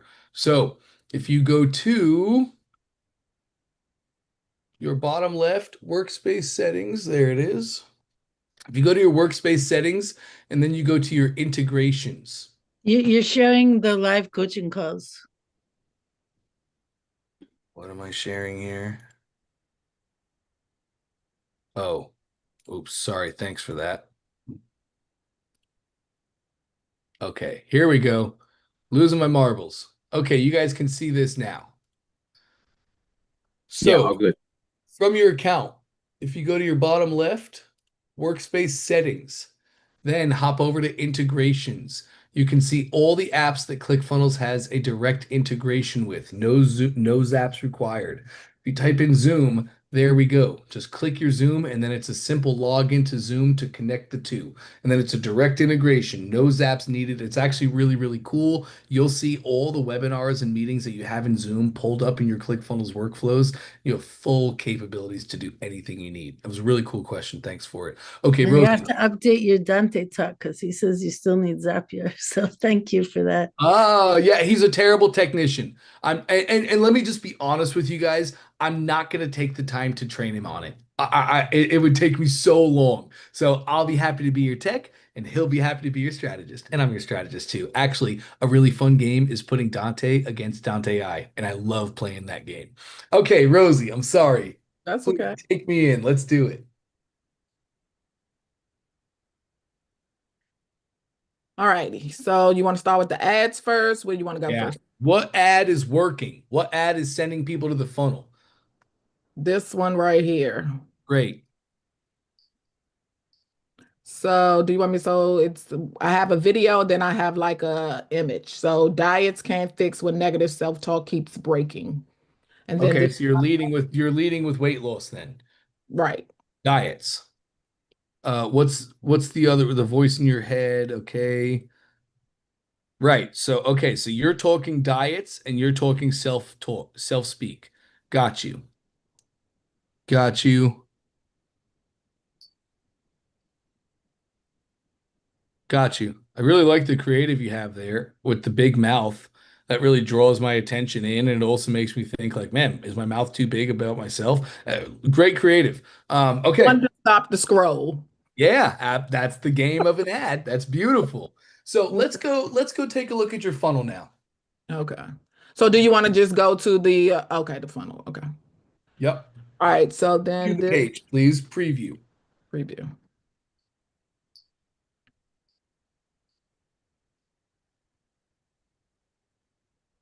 Is your inner critic running the show? I'd probably change that. Mm-hmm. Is your inner critic running your life? Or I might even say, is your inner critic sabotaging your life? Okay.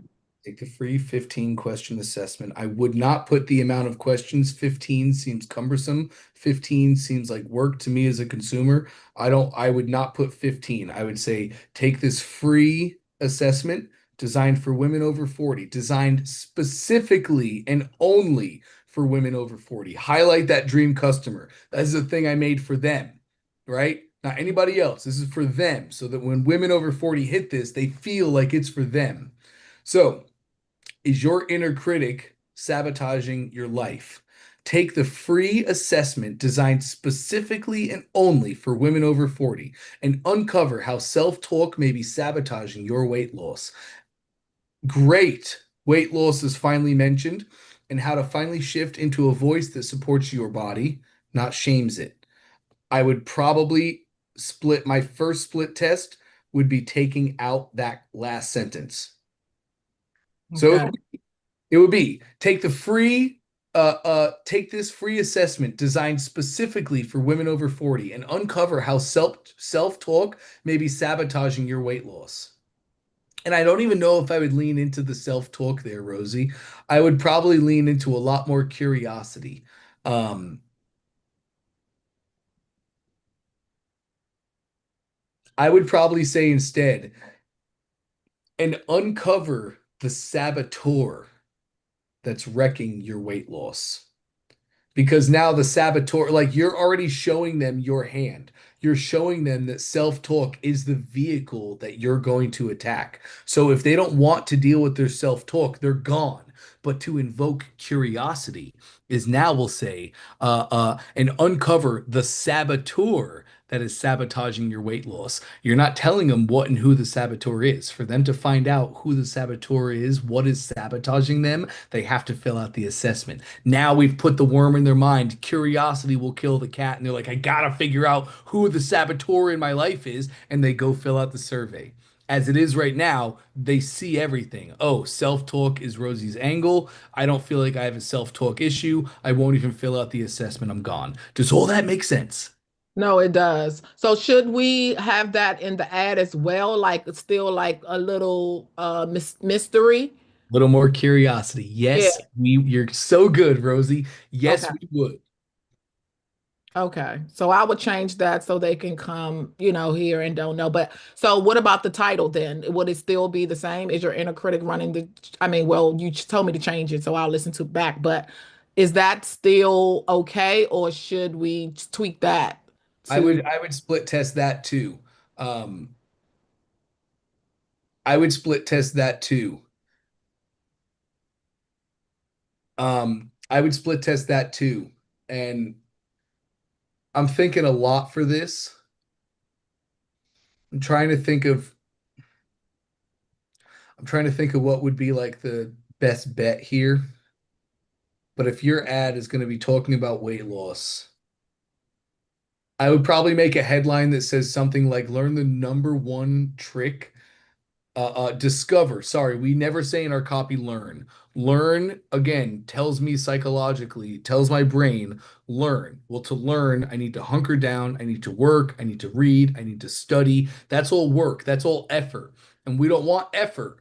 We want easy results, right? So we never say learn in our copy. We always say discover or unlock.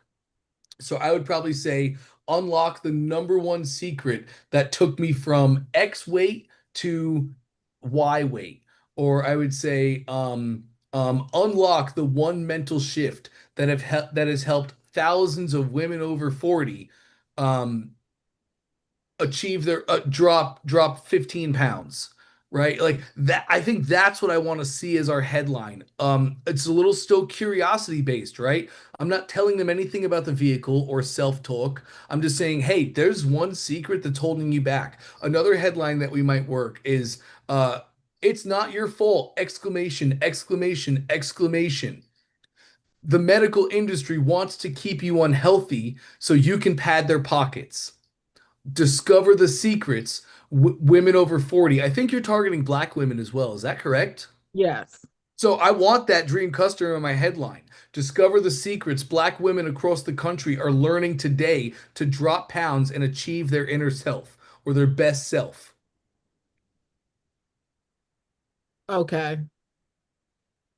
And then they move on to, take the assessment. I mean, because this still would tell them that it's an assessment. Like I don't want that to be a mystery, Oh, once you're the right. So that's our headline. Discover the secrets that black women are using every single day. Discover the one hidden secret black women across America are using every day to achieve their weight loss dreams. Uh take this free assessment designed specifically for black women over 40 and uncover your biggest saboteur that's holding you back. There it is.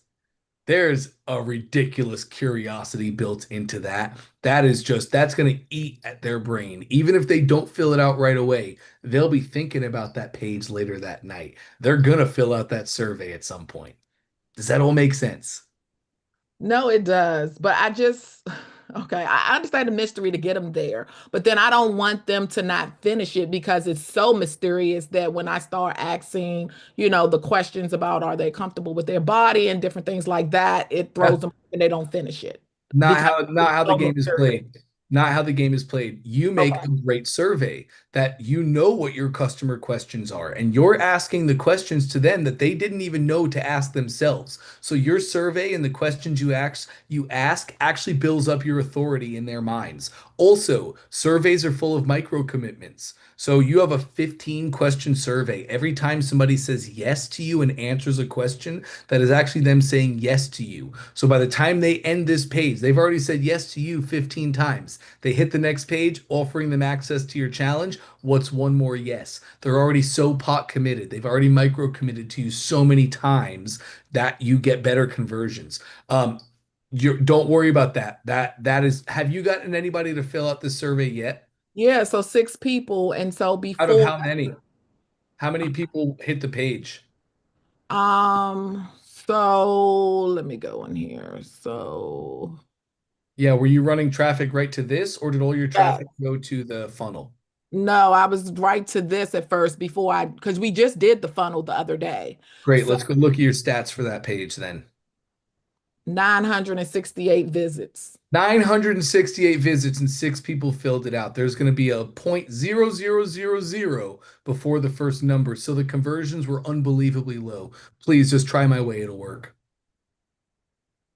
Okay. No, that's why I wanted to get this since I'm leaning towards this first now. I wanted to get it right because I didn't think that the title was what I wanted to do. So when like I said, when you said that you wanted to look at hooks, I was like, this is great because that's what I was going to ask you anyway today.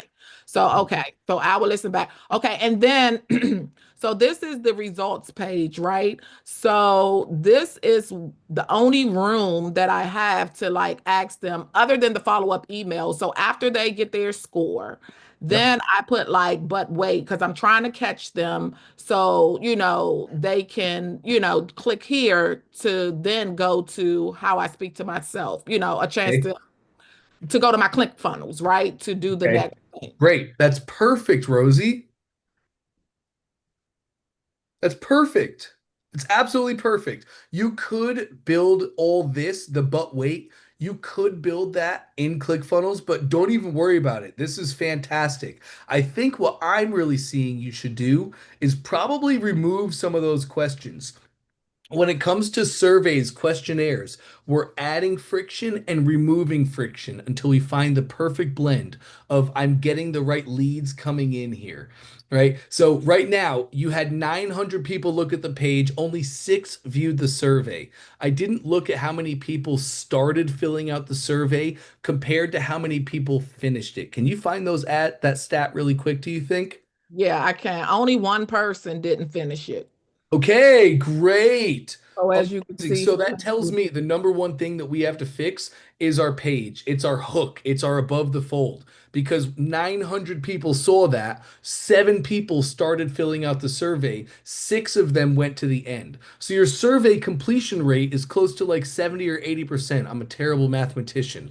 But 7 people went to fill it out, 6 of them filled out the whole thing. That's great. That's an awesome conversion, right? 900 people seeing the funnel and only 7 of them trying to fill out the survey. That's a bad conversion. And that's just our hook. That's our above the fold. So let's keep playing with copy. I was going to see if we should reduce friction. 15 questions is a pretty long survey.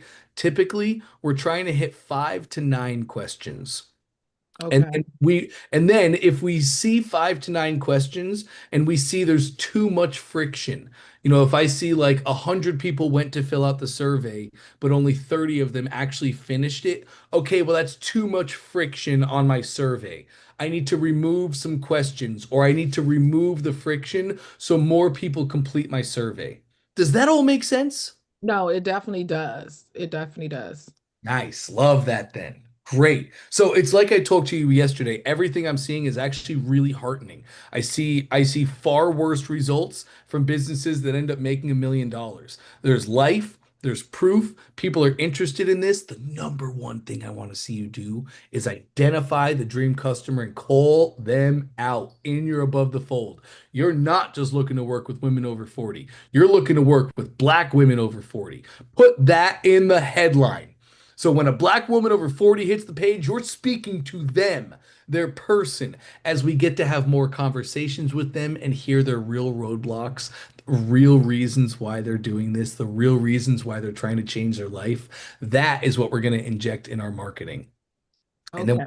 so it's what I'm saying and all that is it's iterative processes over and over. This is how the game is played. We iterate constantly. One week you do the thing. You have some victories, you have some failures. You fix the failures, you do more of the victories. And each week we iterate and we get better and better and better based on the stats that we've received so far. Okay. Just going back to something you said. So you said I could do it on like ClickFunnels. You saying how would that work? I would add a thank you page, but how would they get to it when Right. they You want would it on have there? you would have to change up what you're doing in Score app and you would have to change up your redirects and your flows. I'm not concerned about it. Okay. Honestly, I'm not concerned. Here's what I'm concerned about. Preview the page again, please.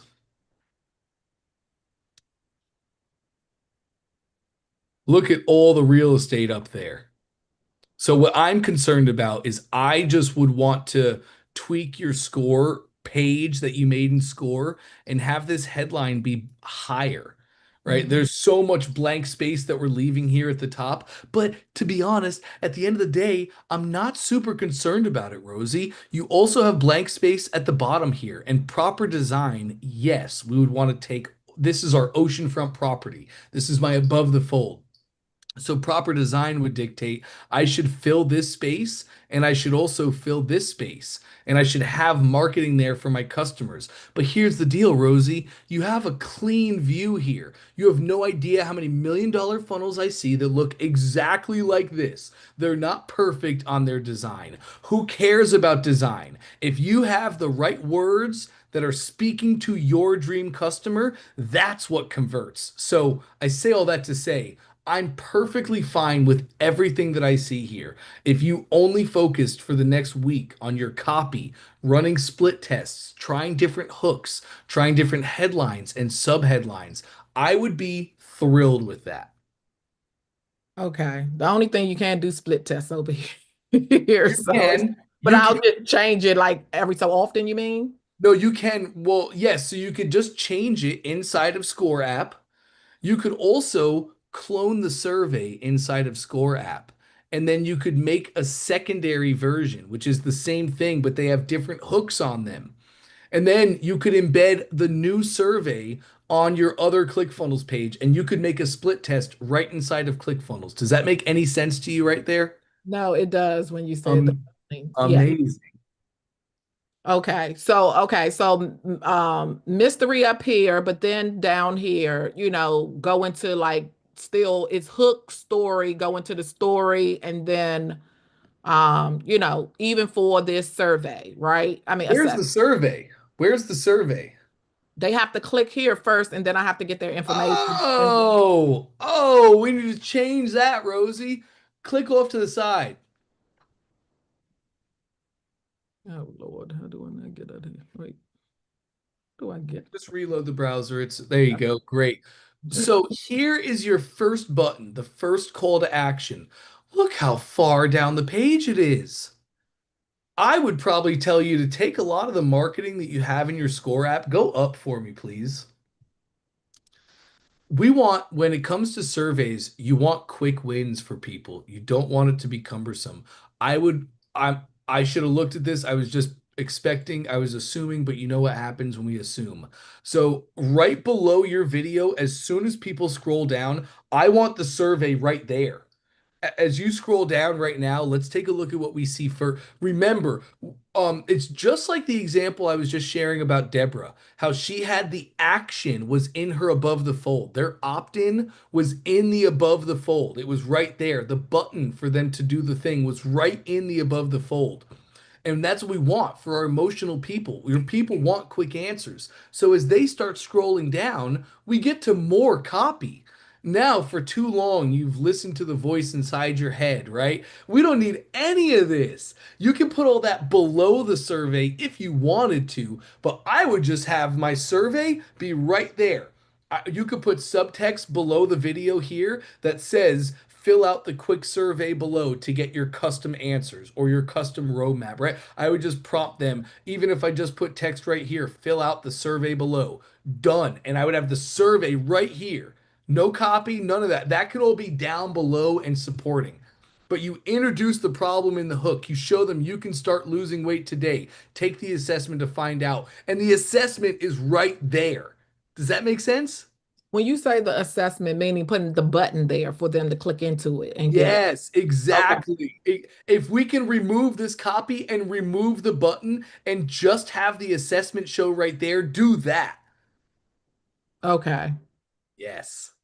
And then you said still keep the supporting or just don't If worry you about the if you supporting because it's want only a to, survey. yeah, I mean, if you want to, you can throw it down below the survey, but that'd be a great split test too. Have one version which just has the survey right there, and that's it. No other supporting copy. There's no distractions for them. They read the hook, they fill out the survey, or they don't, and that's it. That's a great funnel. That's a one-track mind. That's a one decision. Do I want to take this assessment or not?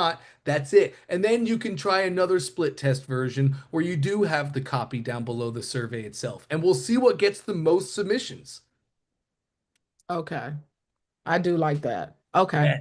Definitely try that. Your customers aren't here to read a bunch of copy. They want answers. Yes. Tell me the saboteur in my life. Get them in the survey. Yeah, especially for this first thing. Like you said, they're cold. They want to just come in here and do the daggone thing and move on. I want to get That's them, it. and I don't want any barriers. So that's why I really wanted this because I haven't spent time on this. And since this is going to be my front runner, I want to make it right so they can come in there and I can help them and it can be a win-win for us all and I can make some money too. Um, 100%. Okay, so that's that for that. So I will change those things up. And then after that, the second step would be for them to come to I'm sorry. I'm going to take your screen share really quick, Rosie. I just want to show you something because it's very timely. I'm actually building a services funnel for some secret stuff that I'm working on. Here's what I built.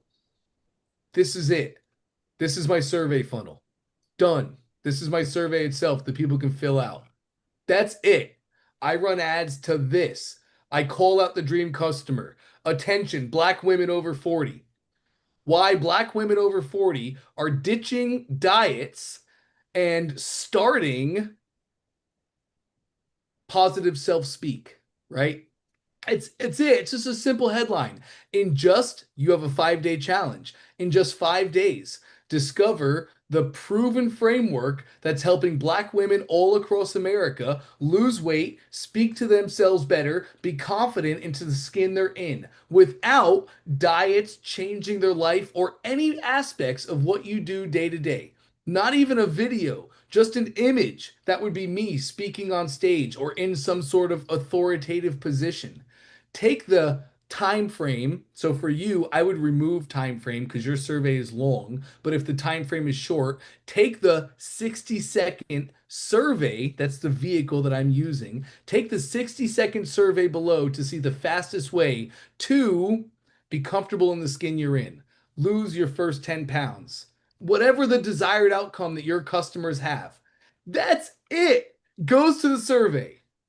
See the difference in the two? Fast. I'm introducing curiosity to the customers. I'm hitting with emotionally driven headlines that are going to invoke their emotions and make them act emotionally. And then I just give them the vehicle. No distractions, no other options, no copy for them to get lost in. Easy one-track mind. Fill out the survey or don't. Done. yeah. And that's not even surveys. Feel free to share your screen if you still had questions. That's not even just survey funnels. That's just funnels. Yes, a lot of them are going to have long form copy on them, like a challenge funnel might have long form copy. The copy could be longer. We're still doing everything we can to be short, sweet, concise, and give them the fastest path to results possible. I definitely like that for like you said, the assessment. I think it's too much copy on there for that. Just hit them with that and try to move them along to the next step, right? Yes. So it's like they gotta, I like it because it gives them a score and then it's going to show them that, you're at 20%. So what are you going to do about it? So that's when I'm here to hit them with the challenge. Scott, just keep your eye out. I'm sure I'll be sharing it in the future. Yeah, you're Okay. right, Rosie. Speed, speed. Your customers want speed. Your customers want fast results that doesn't take work for them to do it. Of course, that's not real. It will have to be work. But as a marketer, I know that's what they want. So that's what I'm marketing to. Take this 60-second assessment. Take this super fast survey. Okay. And so like we already said that I will cut it down to get it to that because usually it's only supposed to be 3 minutes, but I'll take it down even more so they Oh can. yeah. Well, you no, don't worry about your survey. Sorry. Don't worry about your questionnaire. The 15 questions. You're getting a great completion percentage out of that. 6 out of 7 is great. I mean, I'd love to see more, right? I'd want to see like a larger pool of data. I'd love to have at least 50 people that tried to fill out the survey. But if your stats hold as true, it would be like 50 people tried to fill out the survey and 40 of them successfully completed the survey, which would be an amazing completion percentage. So don't touch the survey at all, the questionnaire. Just touch the marketing around it. Okay. So you're saying leave it at 15 because at first. Absolutely. Okay. Yes. If Okay. in the future, if you find that like, oh, I'm getting a ton of people dropping off and not filling it out, then your survey has too much friction. Remove some questions, remove the friction, and then see how the completion or the conversions go there. Does that all make sense? No, it does. Let's be a Okay. CEO. So then after they do the survey, then they get pushed over, like I said, to the ClickFunnels. So then in ClickFunnels, I could, send them that initial email Yep. saying, you just completed the survey, blah, blah, blah. Here are the 2 things that can help you or whatever. So it's the voice reset and it's also the 3-day challenge. Yep. Um, so, But I probably wouldn't split the decision there, Rosie. One okay. track mind. And you're early on, so please, I just want you to have so much confidence. We're iterating. You don't, let me ask, do you know what converts better, a 3-day challenge or the voice reset system? I would say the challenge probably. But we haven't sold any of the challenge, correct? Haven't sold neither one. So it's all hypotheticals. We need to Mhm. let our customers vote with their wallets and actions. So start with one offer. I think you're right. I think the challenge is a really sexy offer, and I think you'll have great luck in people taking on the challenge. But just so I can share too, though, typically as a value ladder would go, we would sell the course first, and the challenge would be an upsell. So you sell them the course, and the first upsell is the next logical thing for them. They buy the voice reset system, and then you're like, hey, do you want to take the challenge so you can implement this and start losing weight over the next 5 days? There's so much we could talk about here, but Rosie, I would love on this order form, after people fill out the survey, I want you to just pick one thing. If you want to pick a challenge, that's great. All the marketing and all that you talk about on these pages is the challenge. It's a one-track mind. You're only asking customers one question. Do you want to take the challenge? They only have one answer to come up with, yes or no. The biggest thing I can share with you guys is a confused mind always says no. So by adding a secondary product, we're entering tons of confusion into their mind. Well, which product is right for me? Is the challenge right for me or is the course right for me? And unless we perfectly answer that question for them in our funnels copy, they're going to have confusion. And a confused mind always says no. That's one of the bonuses and benefits of an actual funnel. It removes confusion. It's one track mindsets across the board. Does that make sense as well? No, it does. So the voice reset system isn't a course. It's actually a system that I created. So it has the 10-minute affirmations that they do. They have that personalized video that I created speaking to the 5 um toxic phrases that women over 40 say to their selves that is keeping them stuck from weight loss. So it has those 5 phrases in it. It's just a system that they can implement to get their self out. So I'm thinking it could be a good upsell because it's like a product. You mean um the course? it's not a course, it's just. Voice reset system, I mean. Say that again. You mean the voice reset system would be a good upsell? Right. That's what I'm saying Absolutely. with to the challenge because maybe after but then I'm a Well, little correct me if confused on I'm that wrong. because The challenge is just you teaching the voice reset system live, correct? pretty much, but then after Yes. it's not having that 10-minute affirmations that they can play every morning to get their self reset for the day or having bad body days, how to handle those things. So it's Yes. in addition to help them once the challenge is over. If So it that has some unique features and products. The course reset has some unique features and products in it that the challenge won't have. So then, yes, you can position your course as a great upsell for the challenge. you Yes, you say can do course, that. but I don't call it a course though. Well, That's but it is a course, right? Like you you have think that's a course? yeah, Okay. you have video trainings. That's you teaching these 10-minute things, right? Like you probably have for your affirmations, there's probably a 10-minute video of you saying the affirmations to people, correct? No, so what you actually gave me the idea for it. So basically it's the 5 toxic phrases that, you say to yourself. And then you told me to create a, 10-minute video speaking to each 5 of the phrases, talking Yeah. about my experience and how to get them through it. So Yeah. yes. So I guess So okay, if you see it like that, okay. it is I a just thought course, Rosie. Like in the future, you're going to make PDF printouts that people can print out themselves. And now they can tape these affirmations to their car dashboard in their cubicle to make sure to take them all over the place, right? You 100% have a course.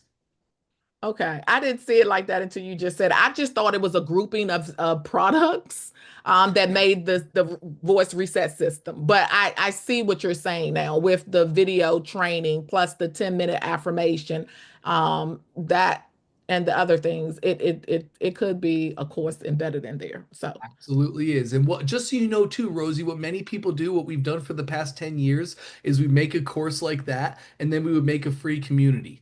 It used to be Facebook back in the day. Now it's school. So you would sell your course for $27 and it gives them access to your community. This is the first of your communities. You have this community, then a paid community, then a highest ticket paid community as you help people through the transformation. Your communities are staggered, and guess what? There's a value ladder to bring people to each one. So they would sell this course access with the community access, and they would take it from a $27 product to like a $97 product. They might also make it a subscription product where you buy the course and then every month you're renewed for access to my community. and I'm sorry, I missed that part. It is a course because you told me to add a community. You told me to add the community in there too. So yes, it's all of that bundled. And because nobody was biting at the 29.99 price point when I was running the ad strictly to that course that you're saying, you told me to drop it to 9.99. And Yes. so that's what I've, been doing. But then, I've kind of like shifted because again, still people wasn't buying at that price point. So it had to do with probably like my copy or something like that. So I kind of was like stuck for next steps. Yes, and we had a lot of identity crisis when you and I first met. What is my thing? What is it helping people do? Talk positively to themselves or get weight loss, right? And it was like, oh, well, it does both. And we hit the same thing where when trying to speak to everyone and everything, we typically speak to no one and nothing. So we're just dialing marketing here, Rosie. It's all we're doing. We're taking this idea that you have and this framework that you have and we're dialing it into a dream customer. This is iterative processes that everybody goes through. This is part of the game. So just a quick question for strategy. What would you suggest that I do? Should you sit down, you kind of know what the voice reset system or the challenge, now you know which one do you think would be a best bet to offer them next, or should I just split test it like you said? I would offer them a $9. I would offer them a $9 course. Or I would actually like go create the school community and I would build the community to go along with the course and I would charge like 29.97. I would get them as a lead, run them through an application to get a bunch of micro commitments from them, and then I would send them to a $9 course, a low price point product they can buy and get started with me. And I would have my challenge be an upsell of the course. Hey, would you like me to go through this course with you live over the next 5 days so you can virtually guarantee to get the best results possible? That's what I would do. Thank you for that. That is helpful. And then the last thing would be just the ads, right? So when we're looking here, I heard Trey George was on there one time and he was talking about like audiences, right? Yeah. And George had multiple ones. Are we supposed to just have one for the ad set or should we have multiple? And then that's one question. My second follow-up question is, since I'm targeting Black women, should I still just do fitness apps and different things like that, or keep like Taraji P. Henson or Oprah in there to try to get Black people? Like, what do you what do you You want to target Black women. So your first question, you should have different ad sets with different targeting. So you can find out what is the best targeting. That's a big part of advertising, is to get our targeting right so we're getting in front of the right people consistently. Different ad sets have different targeting. And in the targeting, you should absolutely be targeting Black women only by Oprah Winfrey and other people like that. And do that to find the perfect blend of targeting. Once you have that, you take that perfect blend and then you can make another ad set that really is on fire. So even though Oprah Winfrey people may not have the, fitness thing just because they're Black, that's the way you would go. Because I was thinking like, yes, it's broad, but they may not have weight issues, or they may, I don't know. I was just confused with Hasn't Oprah Winfrey struggled with her weight and been really open and honest about that for years? absolutely she That did. Yeah. seems like one of the best people to align with in targeting. More people like that in different ad sets until we find the perfect blend. That's what we're looking for. How do you make different ads? So do I like hit here and do different ones? So are you saying like for each ad? I don't know. I'm confused. I don't know how to do that. So if I wanted a various ad sets, do I just click here and duplicate it? I How do don't you? think so. I think we have to go to our ads manager. It's on the left-hand side. Yeah. And then we have our ad sets right. Let me get my tool right here. Yep. And then it would be create a new ad set, which is right there. Oops, sorry, your green create button. Right. So can I have multiple ad sets in one campaign is my question. Oh yeah, absolutely. Okay. So I just would, but this is all of my campaigns, right? Or is this just Oh, one? these are all of your ad sets inside of that campaign. And then inside, so it goes campaign to ad set to ad. So you make a campaign. You have multiple ad sets in the campaign running different targeting, right? And then inside of your ad sets, you have different ads, the actual creative to stop the scroll. Right, but all of these right here, that's why I put the date because these are the dates that I start them. These are all different campaigns. Are you sure? Unless I'm doing it wrong. I may Click be your doing it wrong because campaigns. I thought, Click your campaigns on the left-hand side. So you just made campaigns for all of your ad sets. You didn't have to do that technically. You can have one campaign and make multiple ad sets in the campaign. And Rosie, this is just learning ads too. Like yeah. just an important part of doing things is to learn the ads. And a lot of people make a decision, and I would encourage you to do the same. Do you want to learn the ads? Like it's not hard. It'll probably take you this weekend. Watch some videos. Let me send you a video. Let me get you this. I have a guy on YouTube I love for this. Part about learning that everyone overlooks. The two. Come on. Where are you? I don't need mine. Great. There's my man. Let me stop sharing so I I need can. to reach out to him and make a partnership at some point. I really like this guy. He's awesome. So here's just one resource. There's a bunch of great guys out there. I just put a link in the chat to his channel. He's an ads guy. He has amazing trainings and amazing videos. And Rosie, you could just go watch one of his videos on how to create your ads, and it'll walk you through all that. And then boom, you learn the skill. Or maybe you don't have an interest in learning ads. Many people don't, and that's okay. In that case, you would just have to go find your who. Go find an ad agency or go find an ad guy that you can pay to do all that stuff so you can do what you're good at, which would be building funnels, running the marketing, looking at the data, making the iterative changes to success. Okay. All right, that's helpful. Thank you so much. I appreciate all of this. This was very helpful. You're more than welcome, Rosie. You're doing amazing. It's great to be with you. Thank you for your. You got it. Okay, Man, I'm sorry, gang. I'm trying to work so quickly. It's already 1:15. Let's move pretty quick. I have a hard cutoff at 1:30. I have to get to another meeting. But Isabel and Angela, thank you for your patience. Let's go with Isabel first, as she was waiting the longest. How can I help today, Isabel? How are you? Living the dream. How about yourself? I'm doing well, thank you. Great. So I'm very confused with many things, so I have Okay. tons of questions. So one of them is, I mean, the first one I think would be to, if we can go over the webinar that I already have, but I'm Sure. having some problems, technical problems with it. Sure. So, and then the other thing is, I would like, I still don't know how to charge with Square from it. Ooh, with square from your funnel? Yeah. Okay, that'll be an interesting one. I'm going to just step away for a quick moment. I'll be right back. While I do that, go ahead and get your screen share started. All right. We'll take a look. All right.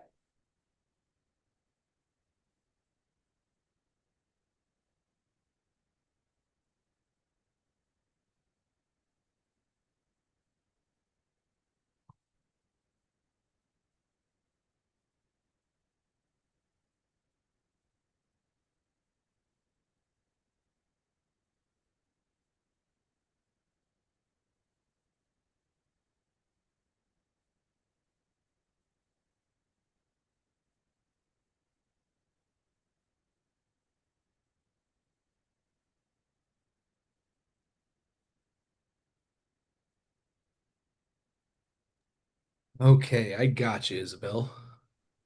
All right. So I mean, this is brand new, but the thing is, I've been trying to fix this because this one isn't supposed to be the registration for the web class. Okay. So because it still looked like it is the coming soon page, but if you go on edit, it's completely different. It is the registration page. And Ah, this is a cache, Isabel. I can fix this for you right now. Exit the editor, please, top left. all right, Yes, perfect. Now, are you on a Mac or a Windows? a Mac. Okay, on your keyboard, press Command R. Command R. Okay. Bingo, you can see the page is reloading. Command R forces your browser to update its cache or this page itself. It's just reloading the cache. Yours is still showing the old preview. That's very interesting. Normally, Command R, it's a hard reset. That'll fix any of those weird displays where you're not seeing the right version. That didn't. Do me a favor, try it again really quick. It will tell me everything I need to know. And and also when you go to the preview page, to preview the page from the editor, this is what you see. Okay, click preview for me, please. So uh here, Uh-huh, and then you preview, and then it shows that. Okay, close that tab yeah. down and exit the editor, please, top left. Put your mouse on that first page and click the preview button. And that still takes me to the wait list. Your browser's just cached, Isabel. Do you know how to clear your browser cache and Yeah, I cookies? just did yesterday. Oh, really? Yeah.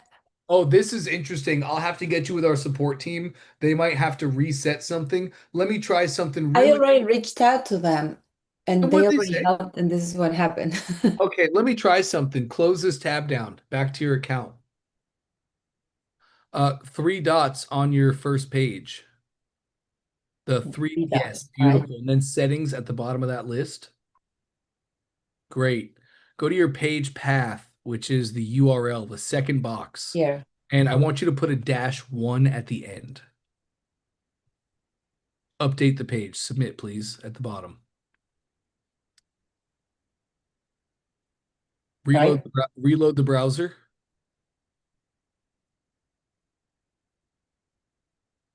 Here we go.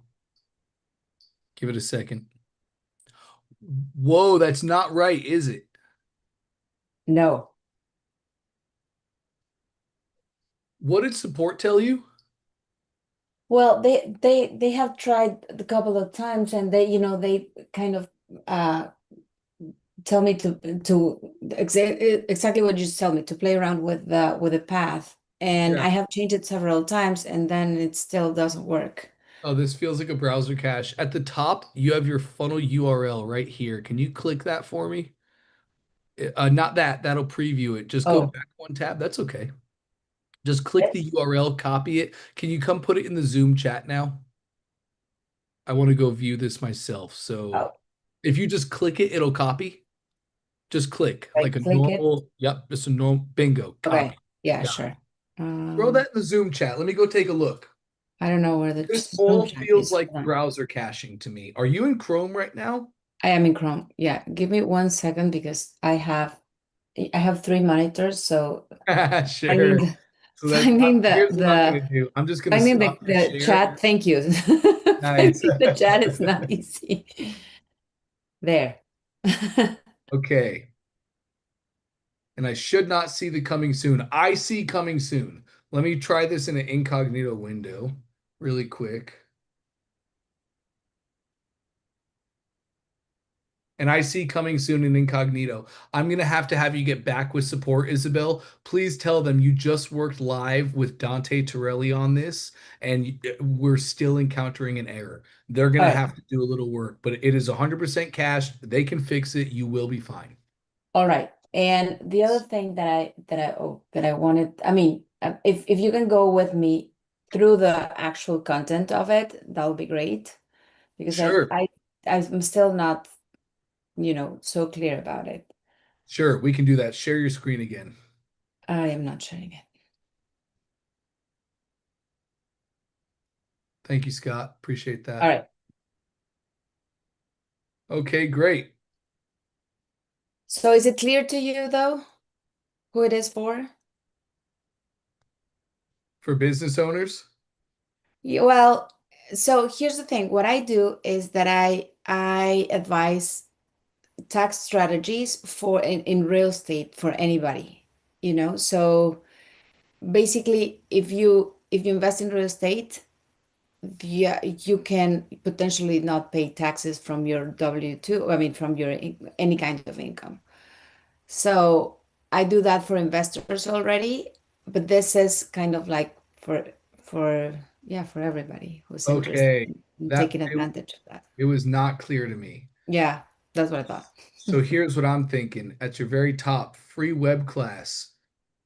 Um, you're trying to call out everybody, but we've learned Well, year after year. I don't, I don't think everybody's interested in investing in real estate and not pay taxes. I don't think so. But No, but you're calling out everybody for nine to uh fivers. That's employees, entrepreneurs. That's entrepreneurs and business owners, side hustlers, and anyone making money. So we are trying to speak to everyone here, which everyone does, Isabel. You're trying to get the most out of your traffic.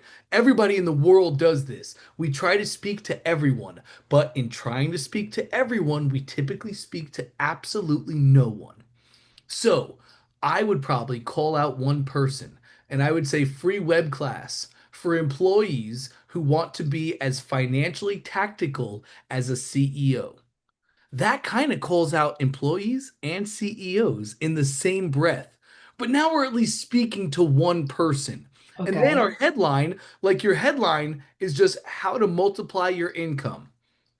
Well, are we showing how to multiply our income or are we showing how to save the income that we already have? Both, because if you invest in real estate, you're making more money because Sure, you're cash flowing from the property you're investing in.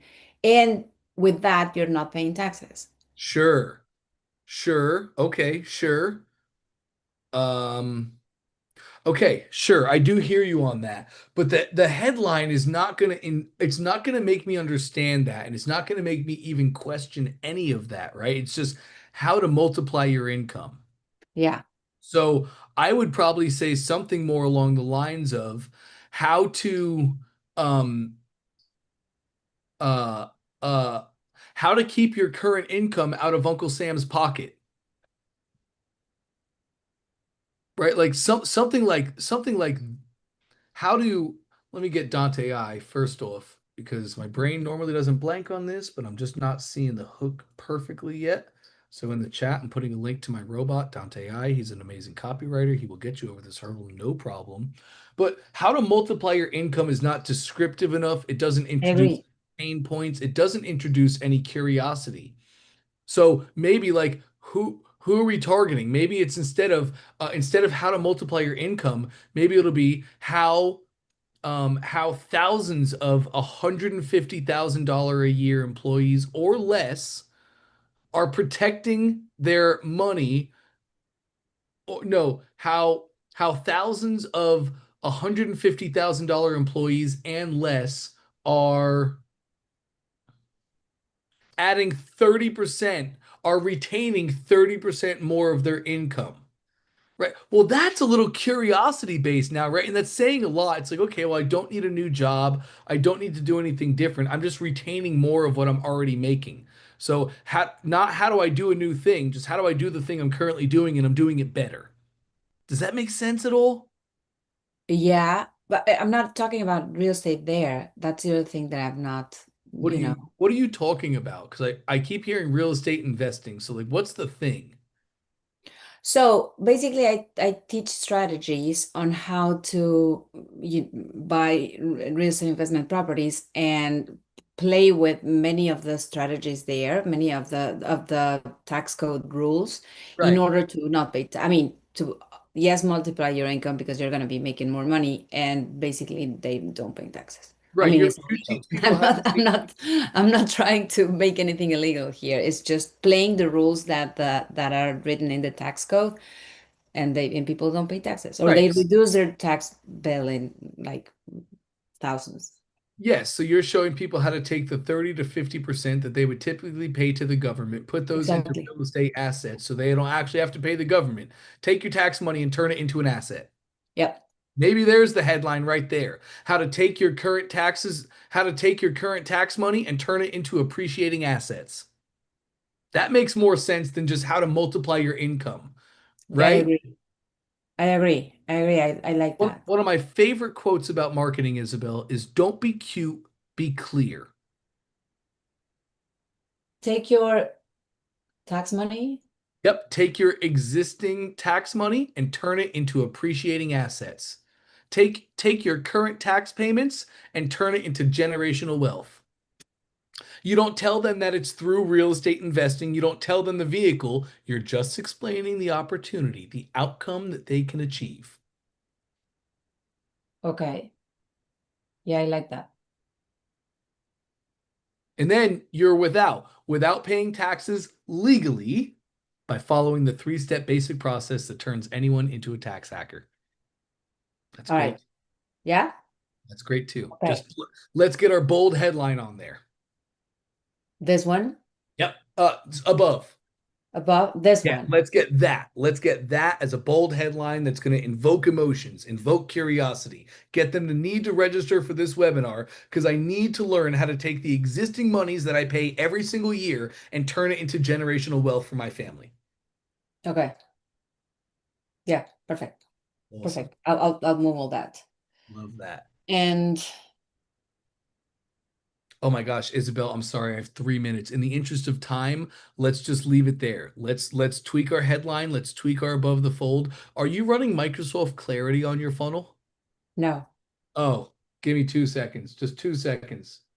I have a whole walkthrough. Microsoft Clarity is free screen recording and heat mapping software. It's completely free. It's how we make data-driven decisions. It's how we get our funnels through the iteration process quickly. So here in the chat, I'm putting a link for you and Oh, everybody thank you. else. I have a whole walkthrough on how to set up Clarity, how to add it to your funnel. I would love to see you dial in on that headline. Feel free to use Dante AI for your copywriting. And then before you launch, before you send an ounce of traffic to your funnel, put Clarity on it so we can watch the screen recordings and heat mapping and see what's working and what's not. Okay. And I'm not sure what to do with it though. So Do I it. record it and then Oh, you'll see. You'll see. okay. You feel free to join back in on this on Monday, and I can give you more of a walkthrough now that you'll have data. Just follow that link in the chat, commachaser.com/how to use Clarity. Get it set up. It'll work perfectly. Start running traffic, and feel free to join in on Monday. I'll show you exactly how to run it. All right, perfect. Awesome. Thank you Nice so job. much. You got it. Great to meet you, Isabel. Great to meet you. All right, and Angela is next. Hey, Angela, thank you so much for your patience. How can I help today? Hi. Okay, so this is my first. I'm on two different devices, just so you I know. got you. But this is my first time on here. I was with the Chris on the other Zoom. He said, "Come over here and check this out because this is what I Nice. needed."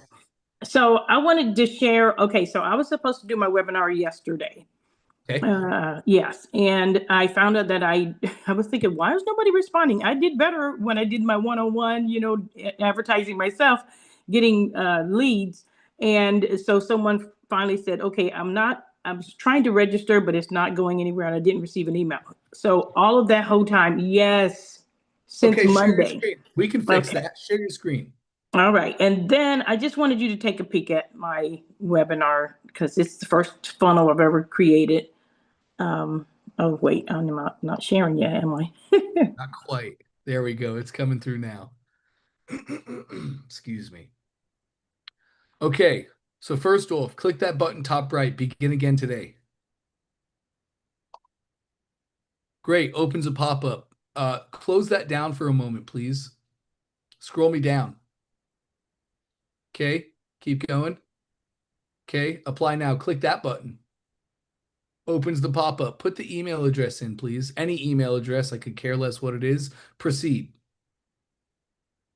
That works. No, that works beautifully. Okay, let's go to the next step. Scroll me down. Okay, but now at my template. How do I get out of her? Oh, you mean you want to go back to your ClickFunnels account? Yes. Well, yeah, I think that's what's happening. Okay, let me Go see. 2 browser tabs to your left because we're previewing the page. This is exactly what customers would see now. So go to Okay, hang on. I got to move that this. browser tab. Yeah, that zoom thing. You can click and hold Okay. anywhere and then drag the zoom thing wherever you need. So I just need to go back to myself. Okay.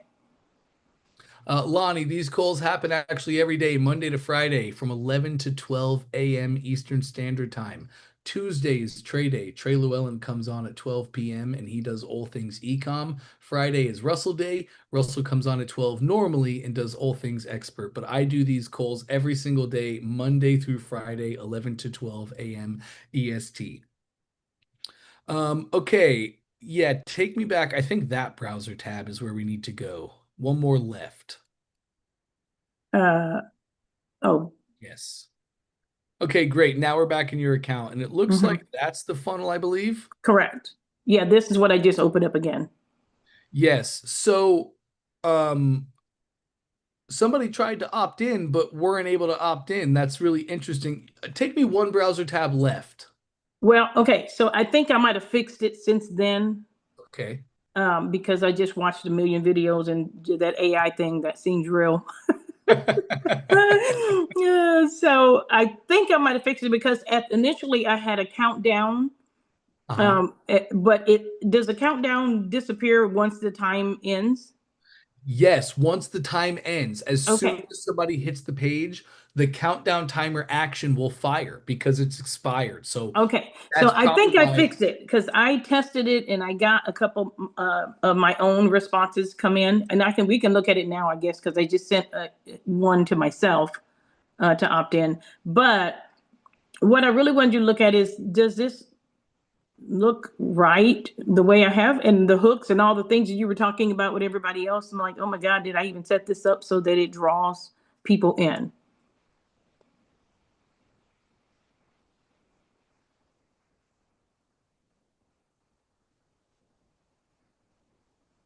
Yes. Yes.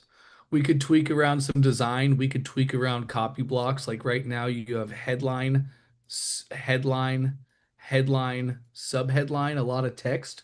We could tweak it down to just be a headline and then a subheadline under it. Not as much, like you have like some extra stuff. And I'm personally inviting you to be one of them. So there's a lot that I see here. Mm-hmm. but I'm not concerned about a lot of it. It's like I've been speaking about iterative processes, right? And I'm personally inviting you to be one of them. Well, don't be cute, be clear. And I'm personally inviting you to reinvigorate your marriage, right? Okay. Not be one of them. Customers don't have to connect dots. I connect the dots. So like maybe we take out the sub headlines down here. We can play with this stuff. We have to launch. We have to get it in front of our customers. We have to let our customers vote with their wallets and actions. But this does look exactly like I would expect to see it. It's fantastic. If I did anything, I would remove your logo and the Oh, button at the top right personally. It's just look at all the blank extra space. This is prime real estate. This is on the beach in Maui, and we got okay. blank space, right? We want to fill that space up. So if you removed that entire row, Mm-hmm. then you would drag everything else on the page up. And then so scroll me down to like, let's say a little bit up to where your headline is. Let's put your headline at the top of the page. A little more right there.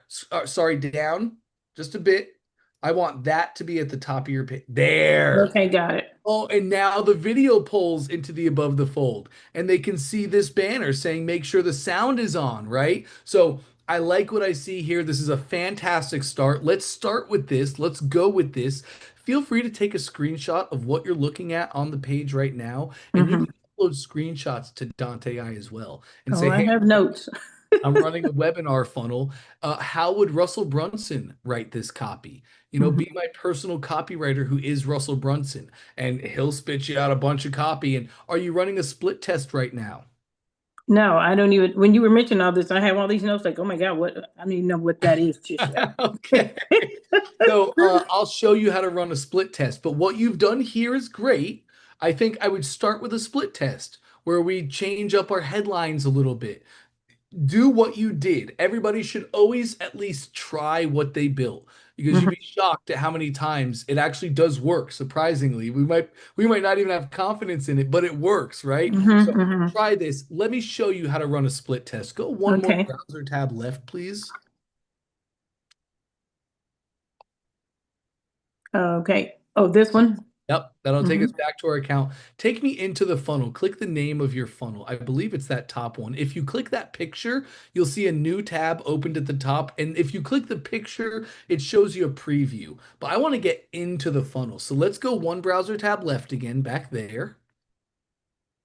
Lovely. And click the name of the funnel. Yes. Yes, lovely. Picture opens a preview. Name opens what I like to call the funnel builder, the step-by-step process that is my actual funnel. What, you want to make a split test together? I would love to. Let's do it. 3 dots on your first page, please. 3 dots on my, oh, open the page? Nope, nope, right here where I'm drawing. Can you see my drawings? Oh, yes, I do. I'm There we sorry. go. Oh, good. We live and we learn. And right there, first button, split test the page. I love to do it this way because you could make a whole new page if you wanted to, but you don't need to. You already built the page. You just want to test the headlines and the fold, right? So use a duplicate. It's an exact version of what you've already built. Yup. Well, I'll be doggone. Now, we're scientists. Now we get to put on our mad hats. Here's how the game is played now, Angela. Here at the top is your funnel URL. Can you just put your mouse there so I know you see? Yeah, bingo. That's our funnel URL. That's where I direct traffic to, whether I'm running a paid ad or I'm putting this link in my TikToks or YouTube descriptions. If I want to send people to the funnel, I'm sharing that URL. People click on, let me get my drawings clear. People click on my funnel URL and they're taken into my funnel where you have now injected a split test. So you never have to share the page URLs, always funnel URL. Now you're running a split test. So click that split test step, please. Great. There's a traffic slider. Right now, you're running 100% of your traffic to the original. We don't want that. We want 50-50. So grab that traffic slider and slide it to the middle. Okay, explain that 50-50 and why am I doing that? Great question. I love that. Let's say you send 100 people to your funnel URL. Maybe it's an ad. 100 people click your ad. Let me get rid of my drawings. So 100 people click your ad. and they're taken to your funnel URL. That means 100 people enter the funnel. Now 100 people enter my split test, and I get to control with my slider here where that traffic goes. As we run it at a 50-50, 50 will go to my original and 50 will go to my test. I'm splitting the traffic right there. That makes sense? Yeah. Amazing. Now we're getting data. Now we're marketing. Now we can make data-driven decisions. This is how we play the game. So on version A, right there, what we call your original, you might also hear this referred to as a control. Here is your original, what you've built so far. Leave that as is. But on your right-hand version, what we call the test, or you might also hear called the variation, this is what you're going to run the new copy on, or the new images, or whatever you're trying to split test. So if you enter the editor for this second page here, when you're ready, just go in the editor, add your new test, your copy, your image, your video, whatever thing you're trying to split test. Split testing is literally science. So on the left-hand side, here is your control. This doesn't change, right? Your control is the best version. You test your variations against the control. If the variation outperforms the control, then let me show you something cool here. I want you to kill the split test. Put your mouse on the split test step, this right here. And in the top right now, we'll see an X. Put your mouse like on the slider. Oh, I'm sorry. Oh, sorry. We have to apply the change. So click your black apply change button. That's why. At 50? Yep, 50-50. Okay. Yep. Now you can see an X in the top right of that split test step. Let's say we run a split test, Angela. 100 people go to 50 go to the control, 50 go to the variation. But let's say the variation outperforms the control. It's like, oh, wow, this new test is way better than what I was running. I want my new test. I want my variation. I want that to be my new winner. Here's how we do that. Kill the split test by clicking the X. And it says, which path do we want to delete? Well, if my right path, my variation is the winner, then I want to delete the left. Don't do left, right? Because that's your control. But that's how you play the game. If the right wins, you delete the left. If the left wins, you delete the right. And then you start a new split test and you try the new thing. And we keep iterating until we find the perfect blend. And then we scale. Okay, and this is done per page, or just is that for the whole funnel? This is on the whole funnel. This is on the split test. So in this example, yes, you'll want to just kill the right side for me just for practice. Choose right, remove. Now you can see the split test has been removed. This is our winner. This is the page. And now you can 3 dots on that page again, please. Yep, 3 dots, split test page, and run a new split test on the duplicate over and over and over. Okay, so do it actually, you want me to do it? Yep, go ahead and do it. Duplicate. And I want you to drive. Let me see. What should you be checking, and what's the last thing that you should do? Oh, all right, so I'm going to click split test. You are. And then I'm going to do 50-50. Is that your number you like? That's what I like. Even split, even math. Easy to find out which one is the best. Okay. And done. You're right. Done, right? Rock and rolling. And check this out. Scroll me down just a little bit, Angela. You have two opt-in pages.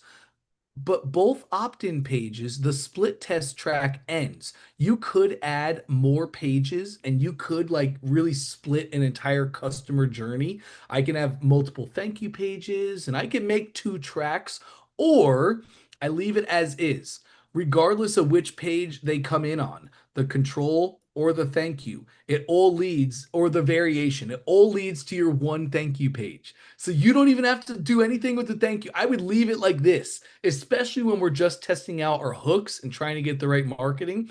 Just split test the first page, just test your hooks. Everybody goes to that one thank you page, easy peasy.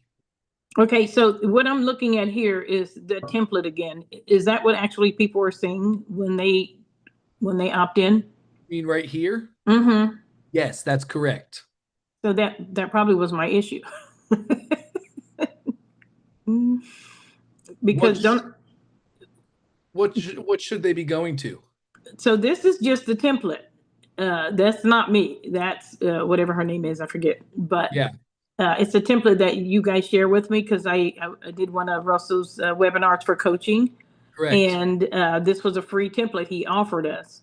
So it's an opt-in to an application where they can apply, and that's probably going to be a high ticket. Turn an opt-in into a high ticket lead that you would sell a $5,000 to $10,000 coaching program. Right. Yeah, beautiful. So let's scroll down. Let me see what's next.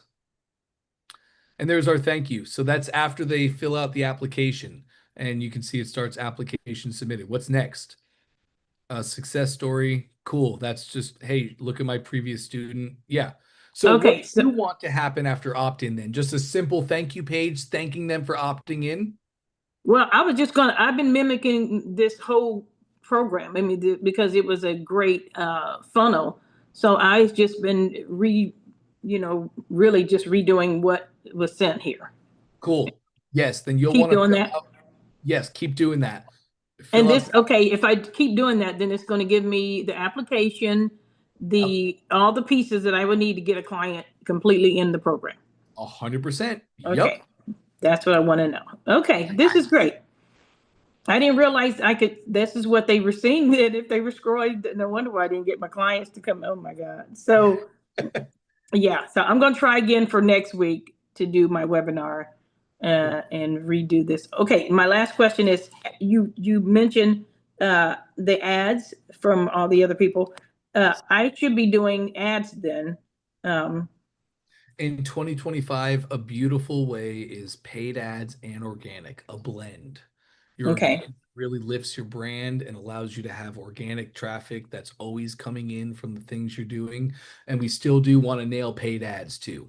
Okay. If we can have a blend, that'd be amazing. However, if you're an organic specialist, if you have a TikTok with tons of people, or if you're good at making viral videos and you're like, I really want to lean into organic, feel free to do so. If you're really good at paid ads and stopping the scroll and you want to lean into paid ads, feel free to do so. If you don't have a super skill set, the blend is organic and paid right now. Okay, I can do that. And then there's a ads section here in ClickFunnels.